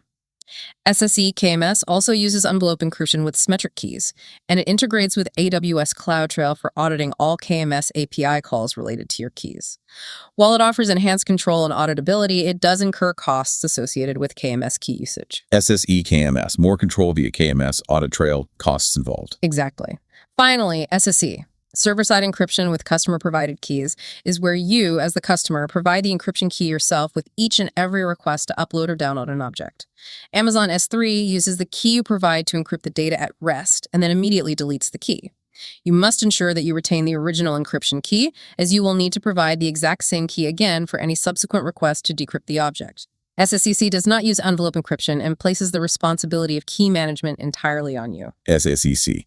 You manage the keys, provide them with each request, highest responsibility. That sums it up well. Understanding these differences is crucial for choosing the right encryption method for our S3 data based on our specific security and compliance requirements. Okay, we covered securing the data itself in S3. Let's now pivot our attention to securing the network infrastructure that surrounds our AWS resources. Right. Network security in AWS is primarily established and managed through Amazon Virtual Private Cloud, or VPC. A VPC is essentially a logically isolated virtual network within the AWS cloud that is dedicated to your specific AWS account. It provides you with complete control over your virtual networking environment, allowing you to define your own IP address ranges, create subnets, configure route tables, network gateways, and security settings, effectively allowing you to launch your AWS resources, such as EC2 instances, within a network that you have fully defined and control. So it's like having our own private data center network completely within the AWS cloud infrastructure. How do we go about creating our own VPC? You can create a VPC and its associated fundamental network resources using the AWS Management Console. When you navigate to the VPC service dashboard, you'll find an option to select VPC and more. This convenient wizard guides you through the process of creating a VPC, along with several commonly needed components, including public and private subnets spread across different availability zones for redundancy, an internet gateway to enable communication with the public internet, and default route tables to manage traffic flow within your VPC and to the internet. The VPC and more wizard sounds handy. It is. The wizard will present you with a clear summary of all the resources that will be created based on your input. After reviewing these settings to ensure they meet your initial requirements, you simply click the Create VPC button. Once the process is complete, it's a good practice to verify that all of the listed network resources have been created successfully within your VPC. That sounds like a quick and easy way to get a basic functional network infrastructure set up. What are the core components within a VPC that we should have good understanding of? Beyond the VPC itself, which defines the overall boundaries of your private network and the range of IP addresses it encompasses, you have subnets. Subnets are subdivisions of your VPC's IP address range, and you can create them within different availability zones to improve the resilience and availability of your applications. Subnets divide the IP space. Right. Route tables are critical for controlling the flow of network traffic within your VPC and between your VPC and other networks. They contain a set of rules, called routes, that determine where network traffic from your subnets or gateways is directed. An Internet Gateway, or IGW, is a VPC component that allows instances within your public subnets to communicate with the Internet. Conversely, resources in private subnets typically do not have direct Internet connectivity. We've mentioned public and private subnets. Can you clearly explain the key difference between them and why we would choose to use one over the other? Absolutely. The primary distinction between a public subnet and a private subnet lies in their ability to directly communicate with the public Internet. A public subnet is specifically designed to allow instances launched within it to be directly reachable from the Internet, and also to allow those instances to initiate outbound connections to the Internet. This is typically achieved by associating the subnet with a route table that has a route directing Internet-bound traffic, destined for 0.0.00, to an Internet gateway attached to your VPC. Public means Internet access via an IGW route. Correct. In contrast, a private subnet is not directly routed to an Internet gateway. Instances within a private subnet will not have public IP addresses assigned to them by default and cannot be directly accessed from the Internet. If instances in a private subnet need to communicate with the outside world, for example, to download software updates, they typically do so through a network address translation, NAT, gateway, or a NAT instance that is located in a public subnet. The NAT device acts as an intermediary, allowing the private instances to initiate outbound connections while preventing inbound connections initiated from the Internet. So private subnets need a NAT device for outbound Internet. Usually, yes. We would typically choose to launch resources that need to be directly accessible from the Internet, such as public-facing web servers or load balancers, into public subnets. Back-end application servers and databases, which should not be directly exposed to the Internet, would be placed in private subnets to enhance their security posture. So public subnets for those resources that need to be directly accessible from the internet, like our web front ends, and private subnets for our back-end systems and databases that should be isolated from direct internet exposure. Yeah. That makes perfect architectural sense from a security perspective. Now, what mechanisms does AWS provide for controlling the network traffic that can flow into and out of our individual EC2 instances and our subnets as a whole? That's where Amazon EC2 security groups and network access control lists, NACLs, come into play. Both of these services act as virtual firewalls, but they operate at different layers of the network and have some key differences in their functionality and how they are applied. Security groups and NACLs. Okay. Security groups act as a stateful virtual firewall at the instance level. They control the inbound and outbound traffic for your EC2 instances. Security groups are stateful, meaning that if you explicitly allow inbound traffic on a specific port and protocol, the responses to that traffic are automatically allowed to flow back out, regardless of any outbound rules. Stateful remembers connections, instance level. Exactly. When you create a VPC, a default security group is automatically created for you. This default security group initially allows all outbound traffic from the instances and allows all inbound traffic only from other instances within the same security group. You can customize security groups by adding specific inbound and outbound rules. Each rule specifies the protocol, like TCP, UDP, ICMP, the port range, and the source or destination of the traffic, which can be an IP address range, another security group, or even all traffic. You can associate multiple security groups with an EC2 instance, and the rules from all associated security groups are effectively combined to determine what traffic is allowed. So security groups are like a smart, stateful firewall that's attached to each individual virtual machine. What about NACLs? How do they differ from security groups? Network access control lists, NACLs, also act as virtual firewalls, but they operate at the subnet level, meaning they control the traffic that can enter and leave an entire subnet. Unlike security groups, NACLs are stateless. This means that you need to explicitly configure rules for both inbound traffic and the corresponding outbound response traffic. If you allow inbound traffic on a specific port, you must also create a corresponding outbound rule to allow the response traffic to leave the subnet. Stateless doesn't remember connections. Subnet level. Needs explicit inbound and outbound rules. Precisely. The default NACL that is associated with every subnet in a newly created VPC is configured to allow all inbound and outbound traffic. However, when you create a custom NACL, by default, it will deny all inbound and outbound traffic. You then need to explicitly add rules to allow the specific traffic that you want to permit. NACL rules are evaluated in numerical order, starting with the lowest numbered rule. Once a rule matches the traffic, it is immediately applied, either allowing or denying the traffic, and subsequent rules are not evaluated. NACLs support both allow and deny rules, giving you the ability to explicitly block certain types of traffic. Rule numbers matter, and they can explicitly deny. Correct. Security groups and NACLs provide a layered approach to network security. Security groups offer fine-grained control at the instance level and are generally the primary tool for managing instance-level firewalling, while NACLs provide a broader level of control at the subnet level and can be useful for creating network-wide restrictions. So, security groups are stateful and operate at the instance level, remembering connections, while NACLs are stateless and operate at the subnet level, requiring explicit rules for both inbound and outbound traffic. It sounds like we would typically use both in conjunction to create a more comprehensive network security posture. What if we wanted to create a VPC from scratch, without all the default public and private subnets and other resources that the VPC and more wizard creates? You absolutely have the option to create a VPC with a more minimal initial configuration. When you are in the VPC service dashboard and choose to create a new VPC, instead of selecting the VPC and more option, you can choose the VPC only option. This will create a basic VPC with the IP address range you specify, but without any pre-configured subnets, internet gateway, or route table associations. VPC only for manual setup. Right. You would then need to manually create your subnets within your desired availability zones, create an internet gateway, and explicitly attach it to your newly created VPC, and then create custom route tables for your public subnets, making sure to add a route that directs all internet-bound traffic, 0.0.00, to the internet gateway. Finally, you would need to explicitly associate your newly created subnets with these custom route tables to define how traffic within those subnets is routed. This approach gives you much finer-grained control over the initial design of your virtual network and allows you to tailor it precisely to your specific requirements. That sounds like it's for when you have very specific networking needs and want to have complete control over every aspect of the setup. Once we have our VPC and subnets configured, how do we actually connect to our EC2 instances that are running within these private networks? There are several secure ways to connect to your EC2 instances. One convenient option is using EC2 Instance Connect, which allows you to establish secure shell SSH connections to your Linux instances directly from your web browser through the AWS Management Console.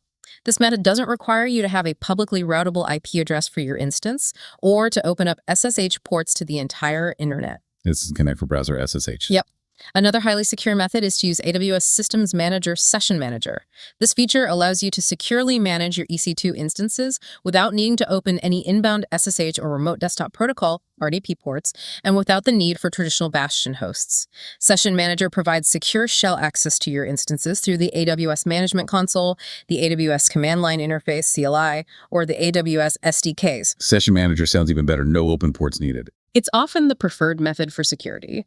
If you do need to connect using a traditional SSH client, this requires your EC2 instance to have a public IP address assigned to it, and you must have a security group rule in place that allows inbound SSH traffic, typically on TCP port 22, from your specific IP address range or a broader range if necessary.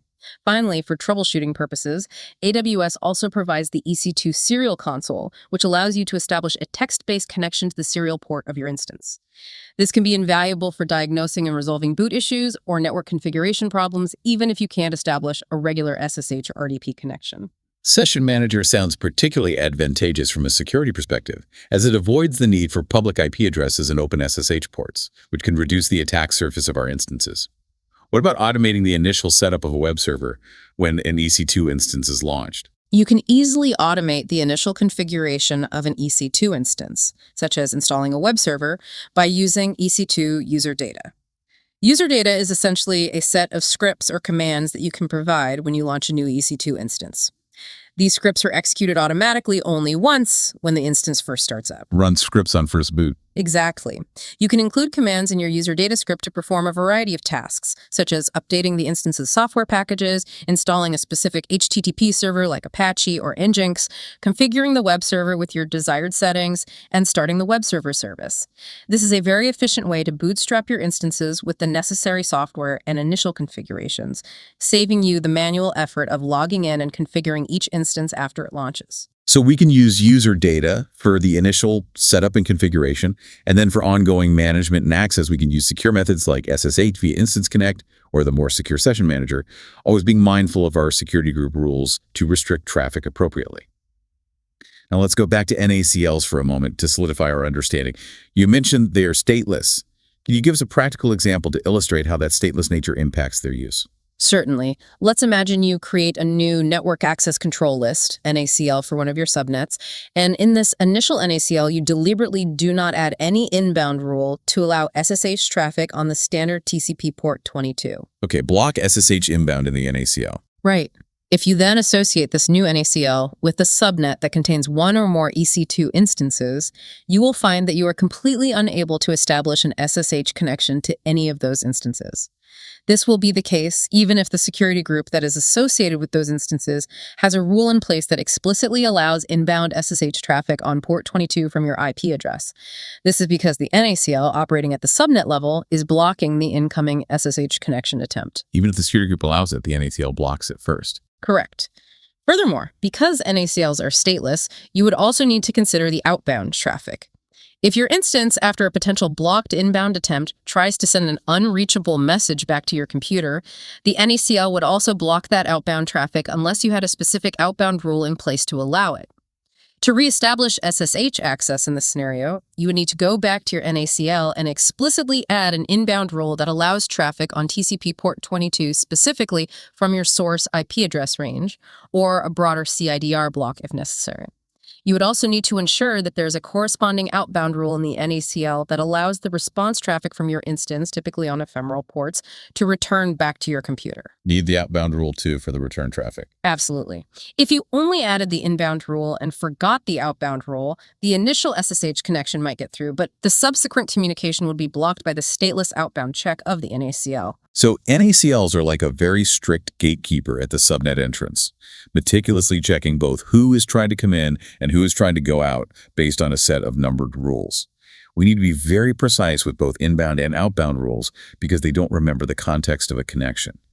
Security groups, on the other hand, are more like the personal bodyguards for each instance. And once they let someone in based on an inbound rule, they automatically remember and allow the responses to go back out.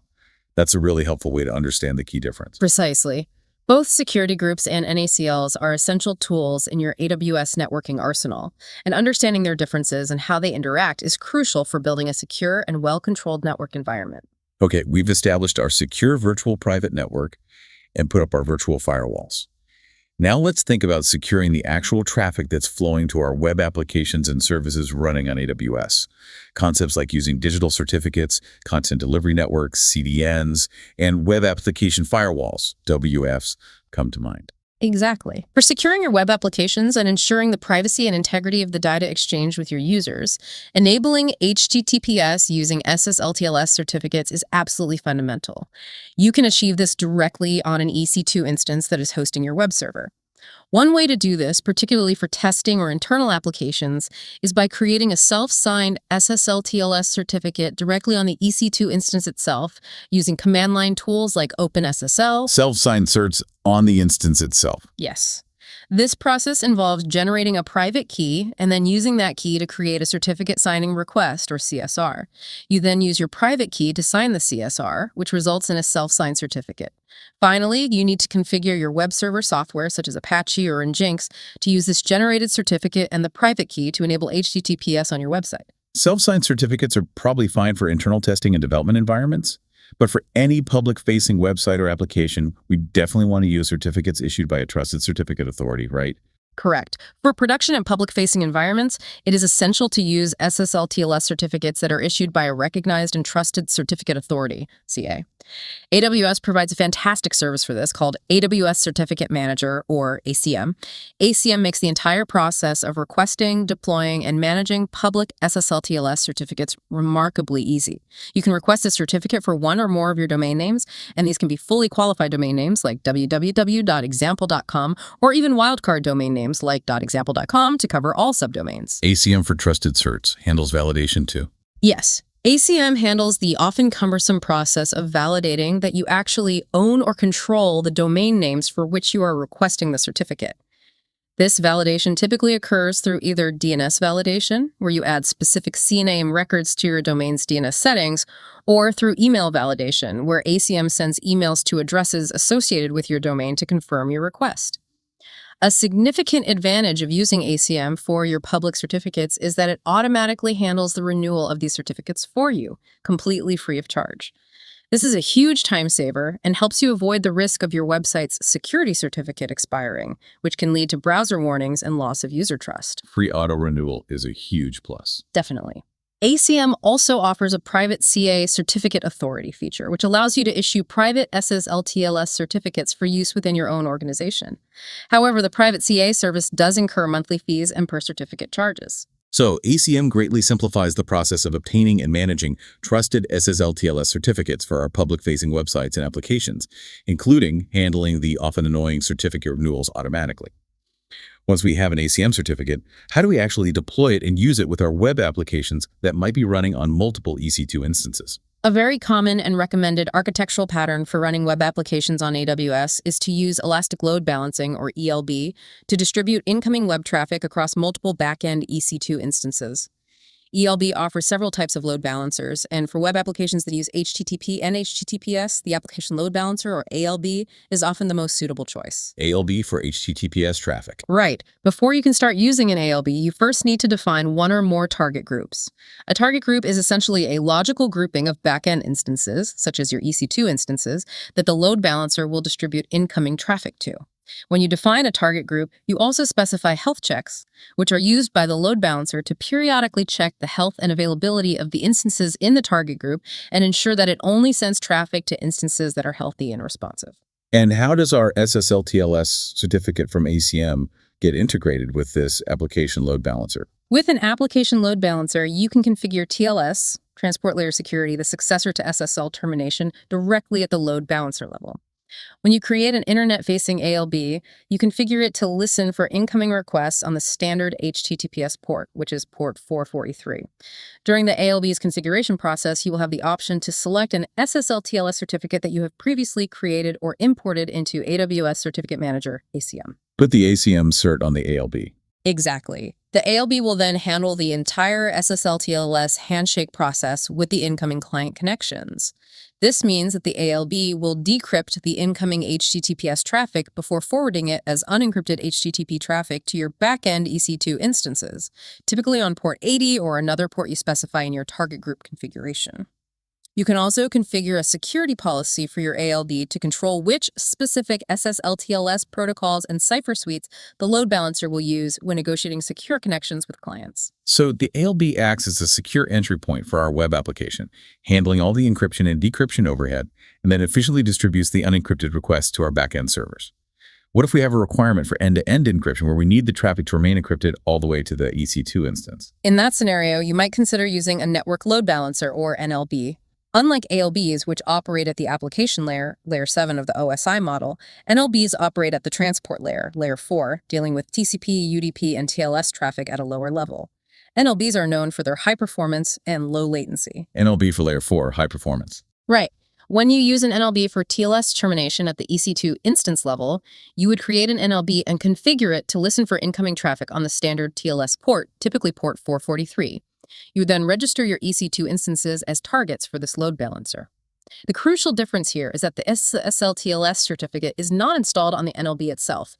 Instead, you need to ensure that a valid SSL/TLS certificate, which could also be from ACM, is installed and configured on the web server software running on each of your backend EC2 instances. Certs go on the EC2 instances with NLB pass-through. Correct. The NLB in this case simply forwards the incoming TCP traffic on port 443 to your backend instances, and the instances themselves are responsible for handling the SSL/TLS handshake, decryption of the traffic, and then processing the request. So ALB for application-level load balancing with TLS termination at the ELB itself, and NLB for transport-level load balancing with the option of pushing TLS termination down to the individual EC2 instances. What about securing static content like images, CSS files, and JavaScript that we might be serving from Amazon S3? For securing and efficiently delivering static content stored in S3, you should leverage Amazon CloudFront, which is AWS's globally distributed content delivery network, CDN. You create a CloudFront distribution and configure the origin of this distribution to be your S3 bucket. To prevent users from directly accessing your S3 bucket using its standard URL and to force them to go through CloudFront so you can take advantage of CloudFront's security features and potentially control access patterns, you should use Origin Access Control. OAC. OAC to lock down S3 access only to CloudFront. Exactly. OAC allows you to restrict public access to your S3 bucket and ensures that only your CloudFront distribution can retrieve content from it. When configuring your CloudFront distribution, you should also set the viewer protocol policy to redirect HTTP to HTTPS to ensure that all traffic between users and CloudFront is encrypted. Enforce HTTPS. Right. If you want to use a custom domain name, like cdn.example.com for your CloudFront distribution, instead of the default CloudFront domain name that AWS provides, you will need to associate an SSL/TLS certificate from AWS Certificate Manager, ACM, with your CloudFront distribution for that custom domain. Finally, to further restrict direct access to your S3 bucket and only allow access from your CloudFront distribution, you will typically update your S3 bucket policy to explicitly grant read access only to the CloudFront Origin Access Control principle.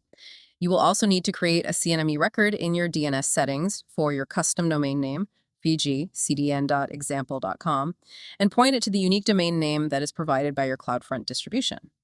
So CloudFront acts as a secure and performant intermediary for our static content in S3, improving load times for users around the world and also providing a layer of security, especially when we restrict direct S3 access using OAC and enforce HTTPS.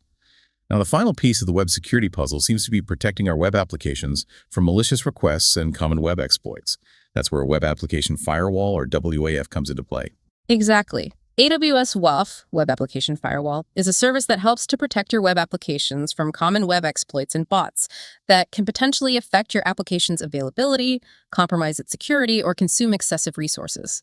You can deploy AWS WAF in front of Amazon CloudFront distributions, application load balancers, and AWS API gateways, providing a consistent layer of security for your web-based services. WAF sits in front of CloudFront, ALBs, or API gateway. Right. To protect a CloudFront distribution, or an ALB or API gateway, you first create an AWS WAF Web ACL, Web Access Control List. Then you associate this Web ACL with the specific CloudFront distribution or other protected resource. Within the Web ACL, you define a set of rules that inspect incoming web traffic based on various criteria, such as the originating IP address, the values of HTTP headers, or the content within the HTTP body or query string. Define rules to inspect traffic. Yes.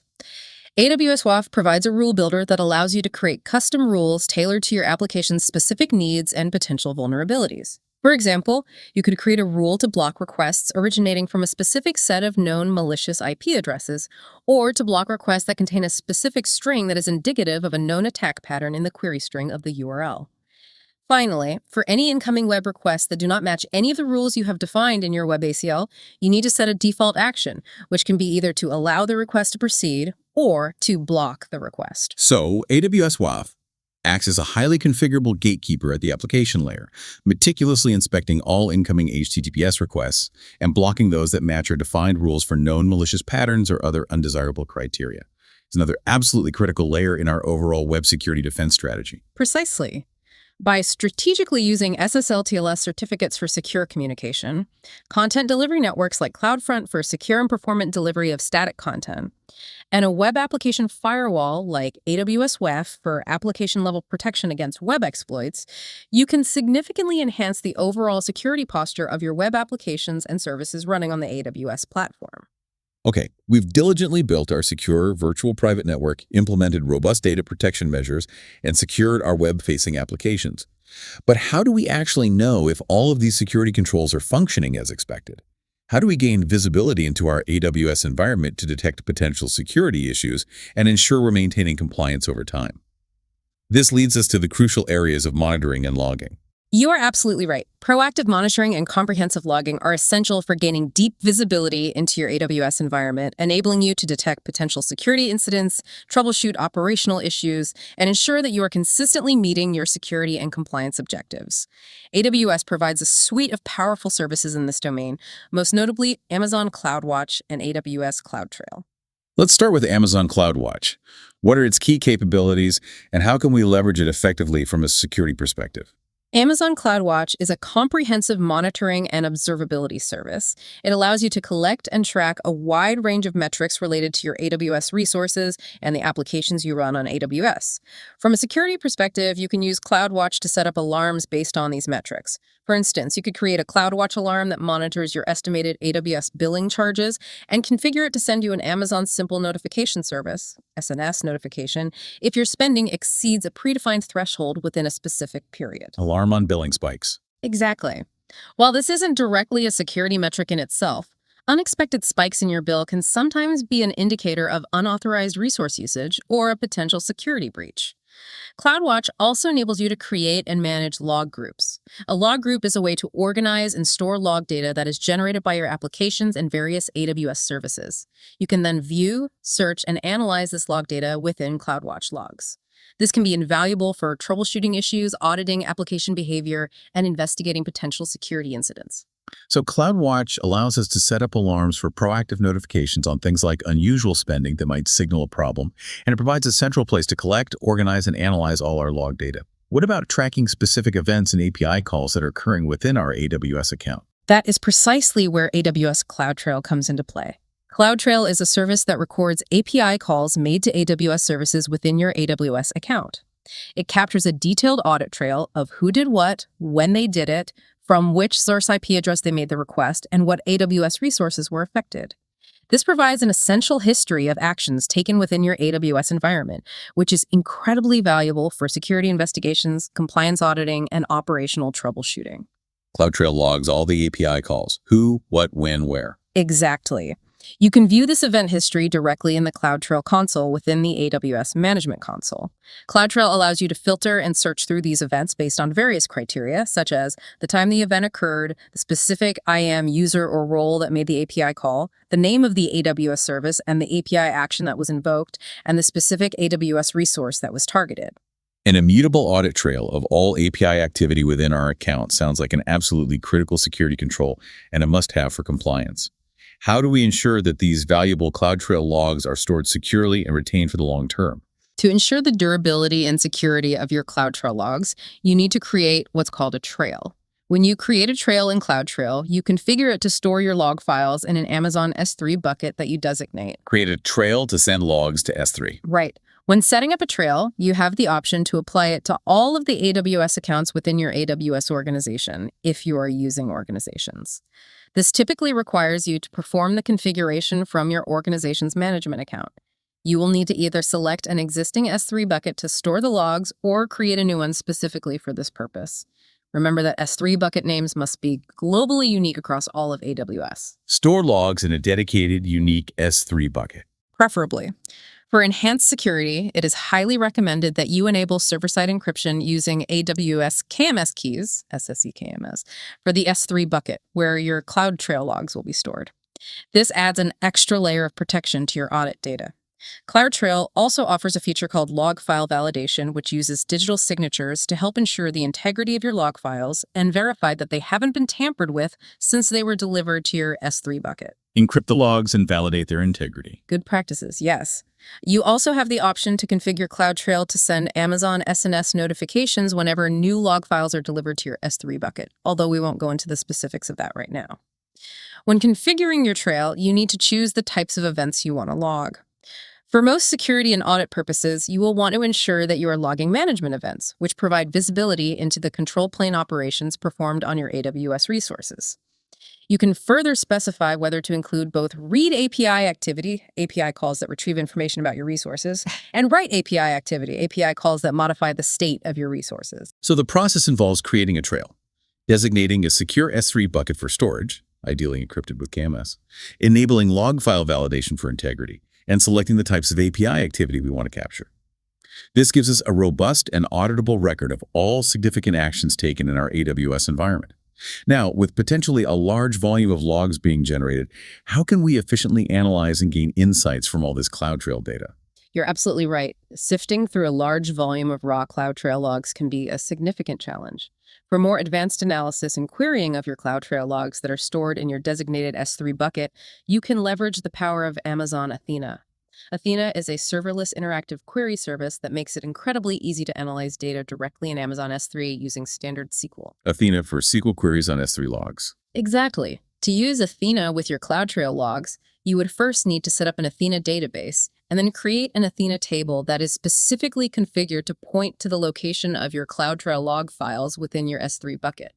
Once this table is defined, you can then write standard SQL queries to analyze your log data in a very flexible and powerful way. For example, you could write queries to filter logs by a specific IAM user or role, to identify all API calls related to a particular AWS service, to look at activity within a specific time range, or even to analyze API calls originating from a particular source IP address. This allows you to perform much more sophisticated investigations and generate custom reports based on your CloudTrail data than you could by simply viewing the event history in the CloudTrail console. Being able to query our logs with standard SQL using Athena sounds like a very powerful capability for in-depth security analysis and forensic investigations. We've talked about CloudWatch for real-time metrics and alarms, and CloudTrail for detailed API logging. Can these two services be integrated in any way to provide even better security insights? Yes, CloudWatch and CloudTrail can indeed be integrated to enhance your security monitoring capabilities. AWS provides pre-built AWS CloudFormation templates that you can use to automatically create a set of useful CloudWatch alarms based on various security and network-related API activity that is being logged by CloudTrail. CloudFormation templates for pre-built alarms. Yes, these templates are designed to help you quickly set up proactive monitoring for common security concerns, such as unauthorized changes to security groups, attempts to disable logging, or other suspicious API calls. When you deploy such a CloudFormation template, it will typically create the necessary CloudWatch log groups and log streams to ingest the CloudTrail data, as well as the CloudWatch alarms themselves, which are configured to trigger based on specific patterns of events found in the logs. Many of these templates also configure Amazon SNS topics so that you can receive notifications, e.g. via email or SMS, whenever one of these security-related alarms is triggered, allowing you to respond quickly to potential security issues. Leveraging automation through CloudFormation templates to quickly set up baseline security monitoring based on our CloudTrail logs sounds like a very efficient way to get started with proactive security alerting. Now, beyond just logging API activity, what about getting a continuous view of the configuration of our AWS resources and ensuring they're compliant with our internal security policies and best practices? That's where AWS Config comes into play. AWS Config provides a service that continuously monitors and records the configuration of your AWS resources over time. You can enable AWS Config to track the configuration details for a wide variety of AWS resource types within your account, such as EC2 instances, S3 buckets, VPCs, security groups, and many more. Config tracks resource configurations over time. Right. When you set up Config, you define a recording strategy, whether you want to record the configuration of all supported resource types or only specific ones that are important to you. You also specify the frequency at which Config should record these configurations, typically either continuously whenever a change occurs or on a daily schedule. Config stores this historical configuration data in an Amazon S3 bucket that you designate. To be able to access and record the configuration of your resources, Config uses an AWS Identity and Access Management IAM service-linked role. It checks for compliance. Yes, the real power of AWS Config lies in its ability to evaluate whether the configurations of your resources comply with your desired state and your internal security and compliance rules. This is done through the use of AWS Config rules. You can create and use these rules to define the specific configuration states that you consider to be compliant. AWS provides a large library of pre-built managed config rules for common compliance checks and security best practices. For example, there are managed rules to check if your S3 buckets have server-side encryption enabled, if your security groups have overly permissive inbound rules, or if your EBS volumes are encrypted. Managed rules for common checks. Exactly. You also have the flexibility to create your own custom config rules using AWS Lambda functions if the managed rules don't meet your specific needs. Furthermore, AWS Config can even be configured to perform automated remediation actions for resources that are found to be non-compliant based on your config rules. Auto remediation. Be careful with that one. Yes, you need to be very careful when configuring auto remediation actions to ensure they don't have unintended consequences. AWS Config also allows you to apply config rules across multiple accounts within your AWS organization, providing a centralized way to enforce compliance standards. Finally, AWS Config provides reporting capabilities that allow you to easily assess the overall compliance status of your AWS environment. So, AWS Config is like having a detailed inventory and a continuous audit log of the configurations of all our key AWS resources, and allows us to define and automatically check if these configurations are adhering to our desired security and compliance standards. The auto remediation capability sounds powerful, but definitely needs careful configuration to avoid any unintended operational impacts. Exactly. By strategically leveraging CloudWatch for performance monitoring and alerting, CloudTrail for detailed audit logging of API activity, and AWS Config for continuous configuration monitoring and compliance checks, you can establish a very strong foundation for understanding your AWS environment's security posture, detecting and responding to potential issues proactively, and ensuring that you are meeting your regulatory and internal policy requirements over time. Okay, we're gaining a really comprehensive understanding of how to build, secure, and monitor our AWS environment. Now let's talk about some specific AWS services that are designed to provide additional layers of security intelligence and help us check for compliance from different perspectives, such as threat detection, vulnerability scanning, and centralized security management across our accounts. Right. AWS offers a valuable suite of services that provide enhanced security intelligence and help you assess your compliance posture based on additional rules and insights. These include Amazon GuardDuty for automated threat detection, Amazon Macie for discovering and protecting sensitive data stored in Amazon S3, Amazon Inspector for identifying security vulnerabilities in your EC2 instances, container images, and Lambda functions, and AWS Security Hub, which provides a centralized view of your security and compliance status across your entire AWS environment. We also have AWS IAM and Access Analyzer, which helps you identify unused permissions and potential unintended access to your resources. Let's begin with Amazon GuardDuty. What exactly does this service do, and how does it help with our overall security?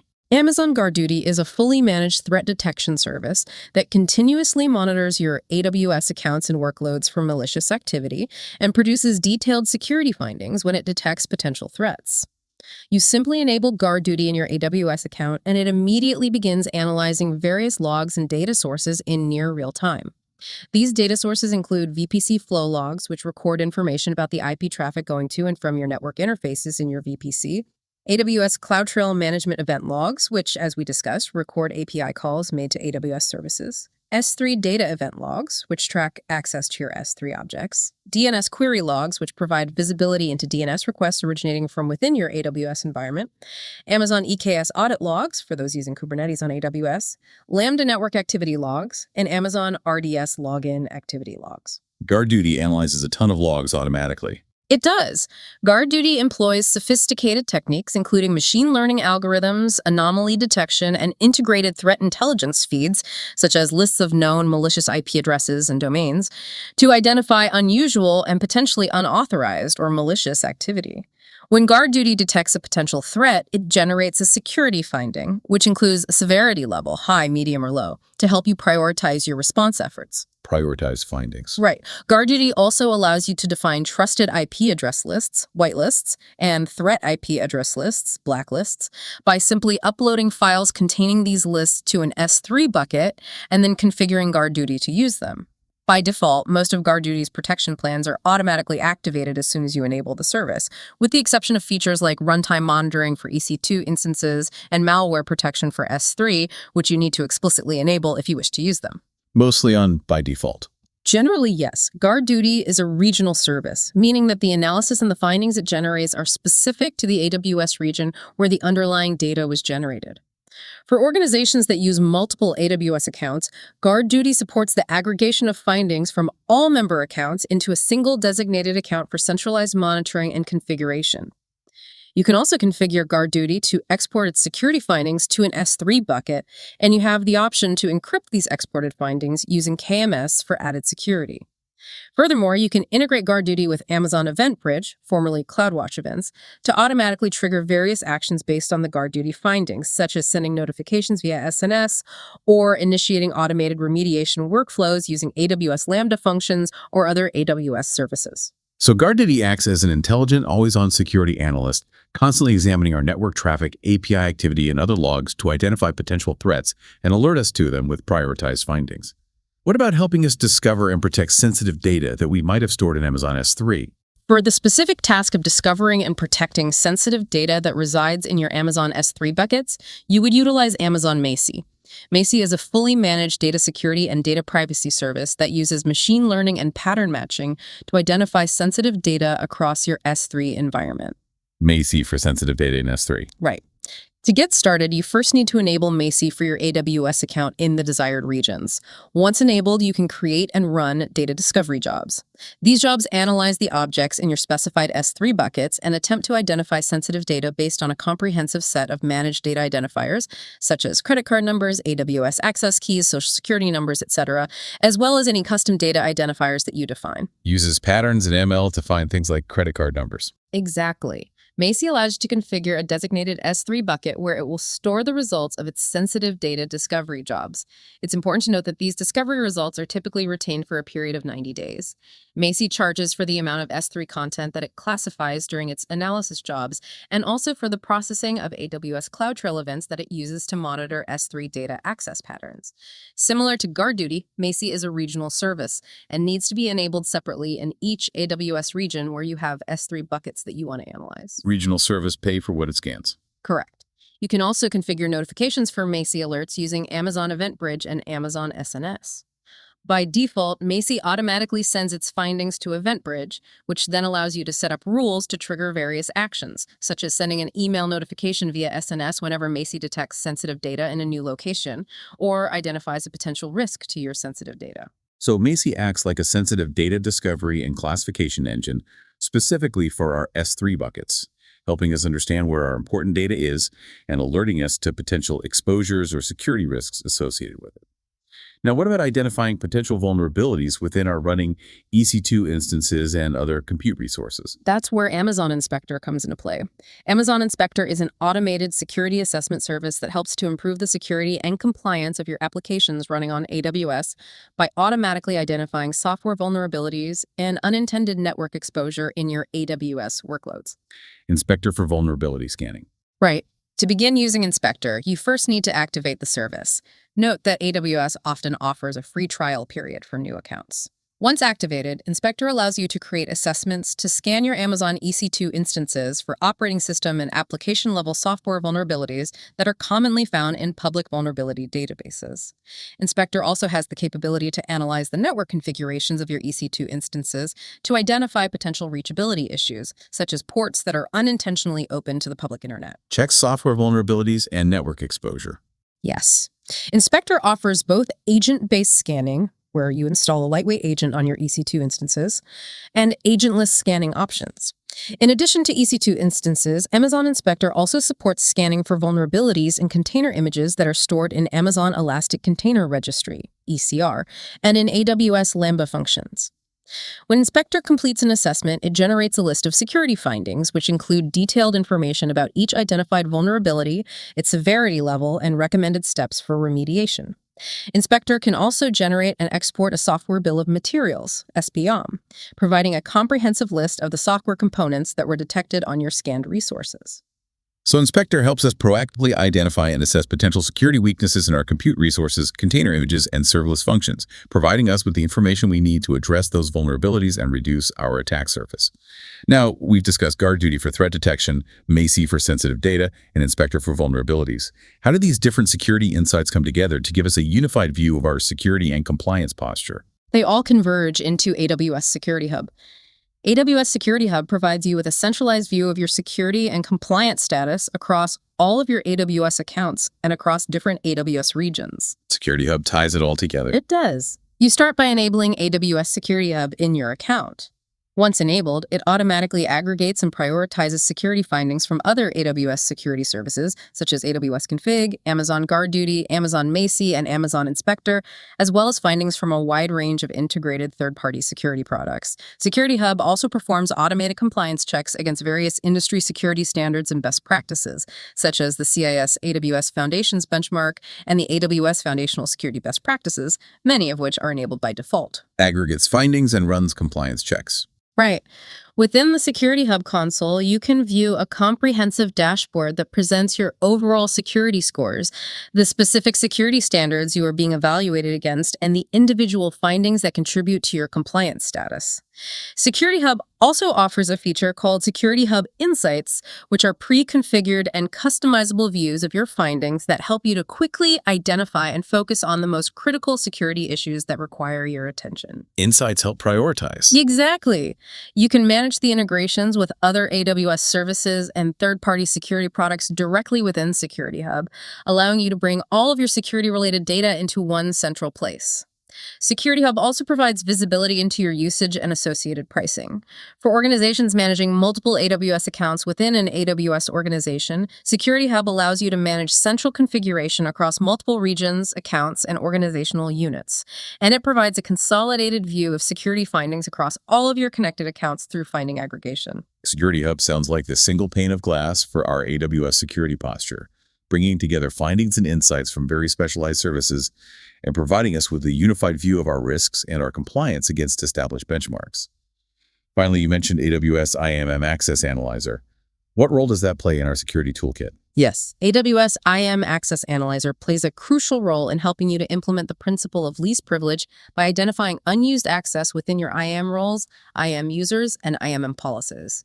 It also helps you to understand and control the external sharing of your AWS resources. Access Analyzer looks for unused permissions and external sharing. Right. You can create and manage access analyzers at both the AWS organization level and at the individual account level. Once an analyzer is active, it continuously analyzes your IAM policies and your resource policies to identify permission settings that could potentially grant unintended access to your resources, both from within your AWS environment and from external principals, such as other AWS accounts. Access Analyzer generates findings that highlight IAM roles, users, and policies that have permissions that haven't been used recently, helping you to identify opportunities to safely reduce permissions and tighten your security posture.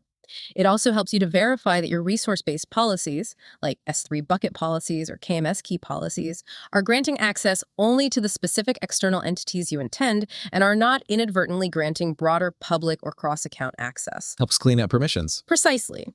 You can also configure Amazon Event Bridge and Amazon SNS to monitor access analyzer findings and receive notifications when new potential access risks are identified. So IAM Access Analyzer acts as an intelligent assistant for refining our IAM permissions and ensuring we are adhering to the principle of least privilege, as well as helping us to spot and manage any unintended external sharing of our AWS resources.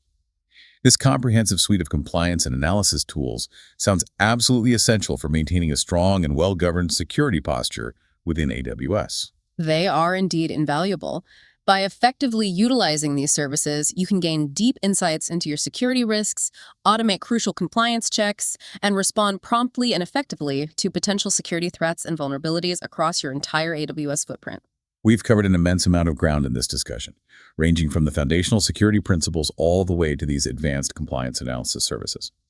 Now, as we start to wrap up, I wanted to touch upon some more advanced options for managing identity and directories within the AWS ecosystem. Sure. AWS offers several sophisticated services for managing identity and directory services that can cater to a wide range of needs, from serverless applications to complex enterprise environments. One key service in this area is Amazon Cognito, which provides a serverless identity as a service platform. Cognito primarily consists of two main components: Cognito user pools and Cognito identity pools. Cognito user pools and identity pools. Can you clarify the distinct purpose and functionality of each of these? Certainly. Cognito user pools are essentially fully managed and highly scalable user directories that provide comprehensive user lifecycle management capabilities. They handle user registration, authentication, including username, password, social identity providers like Google and Facebook, and SAML EDC identity providers, multi-factor authentication, MFA, and various other security features related to user identity. User pools manage the users and how they log in. Right. Cognito identity pools, on the other hand, serve a different but complementary purpose.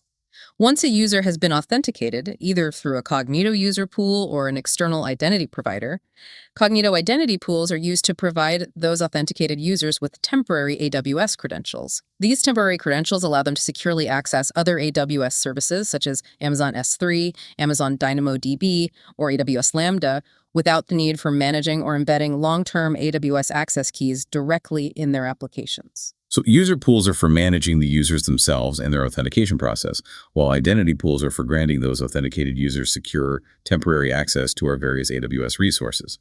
How do we go about creating a Cognito user pool for our application? You can easily create a Cognito user pool using the AWS Management Console. When you navigate to the Amazon Cognito service, you will typically see options based on your specific use case. The option labeled something like Add User Directories to Your App corresponds to using Cognito user pools. When creating a user pool, you will configure various settings, including the sign-in options you want to support, such as username, email address, or phone number, the password policies you want to enforce, the requirements for multi-factor authentication, like support for authenticator apps, and the account recovery options you want to provide to your users. Lot of configuration options there. Yes. You can also configure self-registration settings, the mechanisms for verifying new user accounts via email or SMS, and customize the email and SMS messages that Cognito sends to your users during the registration and verification processes. Note that for sending SMS messages outside of the AWS SNS sandbox environment, you will need to have an SNS account configured and any necessary spending limits adjusted. For integrating your user pool with your web or mobile applications, Cognito provides a built-in hosted UI, which is a customizable web page that handles user registration, sign-in, and password reset flows. You can use a default Cognito domain for this UI or configure a custom domain for a more branded experience. Using a custom domain requires you to have a DNS record and an associated SSL/TLS certificate from AWS Certificate Manager. Hosted UI for easy integration. Exactly. After you have reviewed and configured all of these settings according to your application's requirements, you simply create the user pool. Once the user pool is created, you can add users directly through the AWS Management Console for testing purposes, or your application's front end will handle user registration. For testing the user sign-in flow, you can easily use the Cognito hosted UI. And once a user has been successfully authenticated via a Cognito user pool, how do we then use a Cognito identity pool to grant them the necessary permissions to access our back-end AWS resources? Okay. To achieve this, you would first create an identity pool within Amazon Cognito. During the creation process, you will link your Cognito user pool to this identity pool, essentially designating it as one of the authentication providers. You then need to configure IAM roles within the identity pool. Typically, you would configure at least 2 IAM roles. One role for authenticated users, users who have successfully signed in through your linked identity providers, such as your Cognito user pool, and another role for unauthenticated or guest users who might be using your application without logging in. Roles for authenticated and unauthenticated users. Right. These IAM roles are where you define the specific permissions that users in each category will have to access other AWS services. For example, you might grant authenticated users in your identity pool permission to read and write to a specific Amazon S3 bucket or to invoke a particular AWS Lambda function. When a user authenticates against your Cognito user pool through your application can then use the AWS SDKs to interact with the identity pool. It will exchange the user's authentication tokens from the user pool for temporary AWS credentials from the identity pool, based on the IAM role you configured for authenticated users. Exchange tokens for temporary AWS creds. Correct. These temporary credentials can then be used by the user's application to securely interact with the other AWS services that you have granted access to through the IAM roles permissions policy. You can even use the AWS CLI to simulate this process of authenticating a user against a Cognito user pool and then retrieving temporary AWS credentials from an associated identity pool to understand the underlying mechanics. That sounds like a very flexible and secure way to manage user identities and grant them fine-grained temporary access to our AWS backend resources, particularly in serverless application architectures. What about integrating with existing corporate directory services like Microsoft Active Directory? AWS offers AWS Directory Service for Microsoft Active Directory, which includes a service called Simple AD. Simple AD is a managed Active Directory compatible directory service that is powered by Samba 4. You can create a simple AD directory by specifying key parameters such as the desired directory size, the fully qualified domain name for your directory, the NetBIOS name, an administrator password, and the Amazon VPC and subnets within which you want to deploy the directory. It's recommended to deploy it across at least 2 subnets in different availability zones for high availability. Simple AD for a managed AD-compatible directory. Yes. Once created, Simple AD provides core Active Directory capabilities such as user authentication via protocols like LDAP and Kerberos, group management for organizing users and applying permissions, and the ability to domain join your Amazon EC2 instances to the directory. This allows you to leverage your existing Active Directory infrastructure and management tools for your AWS-based workloads. So, Simple AD provides us with a managed Active Directory service within AWS, allowing us to extend our on-premises directory into the cloud. What if our primary identity provider is Microsoft Entra ID, formerly known as Azure AD? Can we integrate that with our AWS environment for centralized identity management? Yes, you can absolutely integrate AWS IAM Identity Center with Microsoft Entra ID to achieve centralized identity management across both your AWS accounts and your Azure Active Directory users. This is particularly beneficial for organizations that have a significant investment in the Microsoft ecosystem and want to provide their users with a seamless single sign-on experience across both environments. Integrate IAM Identity Center with Entra ID. Right. The integration process typically involves a trust relationship being established between AWS IAM Identity Center and your Microsoft Entra ID tenant. This is often done using the SAML 2.0 Federation standard. On the AWS side, you would download a metadata file from your IAM Identity Center instance. Then, on the Microsoft Azure Entra ID side, you would configure an enterprise application for AWS IAM Identity Center and upload the downloaded metadata file. This tells Azure AD how to communicate with AWS IAM Identity Center for authentication. To exchange metadata between AWS and Azure. Essentially, yes. You would then continue the setup process in AWS IAM Identity Center by choosing external identity provider as your identity source and uploading the IDP SAML metadata file that you can obtain from your Azure AD configuration. Once this configuration is complete on both sides, your users will be able to authenticate using their existing Microsoft Entra ID credentials to access their assigned AWS resources through the AWS Access Portal provided by IAM Identity Center. This integration provides a unified identity management solution for multi-cloud environments. This integration with Microsoft Entra ID sounds incredibly valuable for organizations that are already heavily invested in Microsoft's cloud services, providing a way to extend their existing identity management framework to their AWS resources without needing to create and manage separate sets of credentials. Exactly. These advanced identity and directory management services offered by AWS provide a wide range of options to suit different organizational structures and application needs, from managing identities for purely serverless applications to seamlessly integrating with established enterprise identity providers for hybrid and multi-cloud environments. We are nearing the conclusion of our very comprehensive exploration of AWS security. But before we wrap up completely, are there any other additional AWS security services or best practices that you feel are particularly important and worth briefly highlighting for our listeners? Yes, there are a few more valuable services and practices that can further strengthen your AWS security posture. AWS Resource Access Manager, or AWS RAM, is a service that allows you to securely share AWS resources, such as subnets within your VPCs, Amazon Route 53 resolver rules, and AWS transit gateways, with other AWS accounts within your AWS organization or with specific individual AWS accounts. This enables greater resource sharing and collaboration without compromising security. RAM for sharing resources across accounts. Right. AWS Systems Manager Parameter Store provides a secure, centralized location to store and retrieve configuration data and secrets, such as database connection strings and API keys. You can store this data as plain text or encrypt it using AWS KMS for added security, and you can reference these parameters from various AWS services and applications, reducing the need to hard code sensitive information. Parameter store for config and secrets. Yep. AWS Secrets Manager is another valuable service specifically designed for securely storing and managing secrets, such as database credentials, API keys, and OAuth tokens. It offers features like automatic rotation of RDS database credentials, improving your security posture and reducing the operational burden of manual secret rotation. Secrets Manager for secrets, especially with auto rotation for RDS. Correct.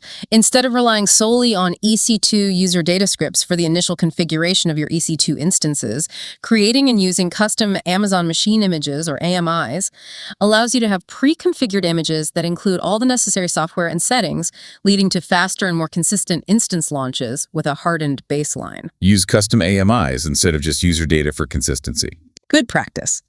The AWS Marketplace is a digital catalog where you can discover, purchase, and deploy a wide range of security software and services from third-party vendors that are designed to integrate seamlessly with your AWS environment. AWS Trusted Advisor is an online tool that analyzes your AWS environment and provides best practice recommendations across 5 pillars: cost optimization, performance, security, fault tolerance, and service limits. The basic support plan includes several core security checks and service limit checks for free. Trusted Advisor for best practice checks. Right.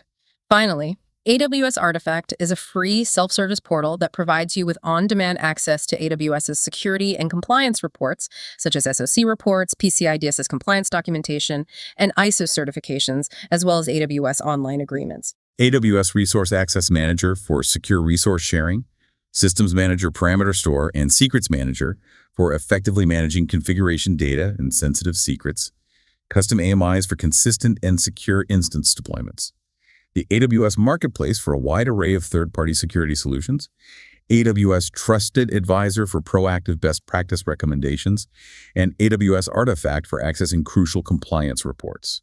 That's a fantastic overview of additional services and practices that our listeners should keep in mind as they continue to build and secure their AWS infrastructures. These additional tools and practices can significantly enhance the security, efficiency, and compliance of your AWS environment. It is definitely worthwhile to explore them further based on your organization's specific needs and unique requirements. Well, this has truly been an incredibly comprehensive exploration of the vast landscape of AWS security. It's evident that it is a deeply layered and constantly evolving area. It certainly is, but our hope is that this detailed discussion has provided you with a strong and practical foundation, covering a broad spectrum of essential services, fundamental principles, and crucial best practices. Absolutely. And now we strongly encourage you to delve deeper into the specific areas that are most directly relevant to your individual needs and the particular challenges you are facing in your own AWS environments. There is a wealth of in-depth documentation, training materials, and other resources available from AWS, and we have touched upon many of the key services that you can now explore in greater detail. As you reflect on everything we've covered today, perhaps consider this. How can you proactively integrate these fundamental AWS security principles and the various services we've discussed into your current or your future cloud deployments to architect and build a truly secure and resilient infrastructure from the ground up?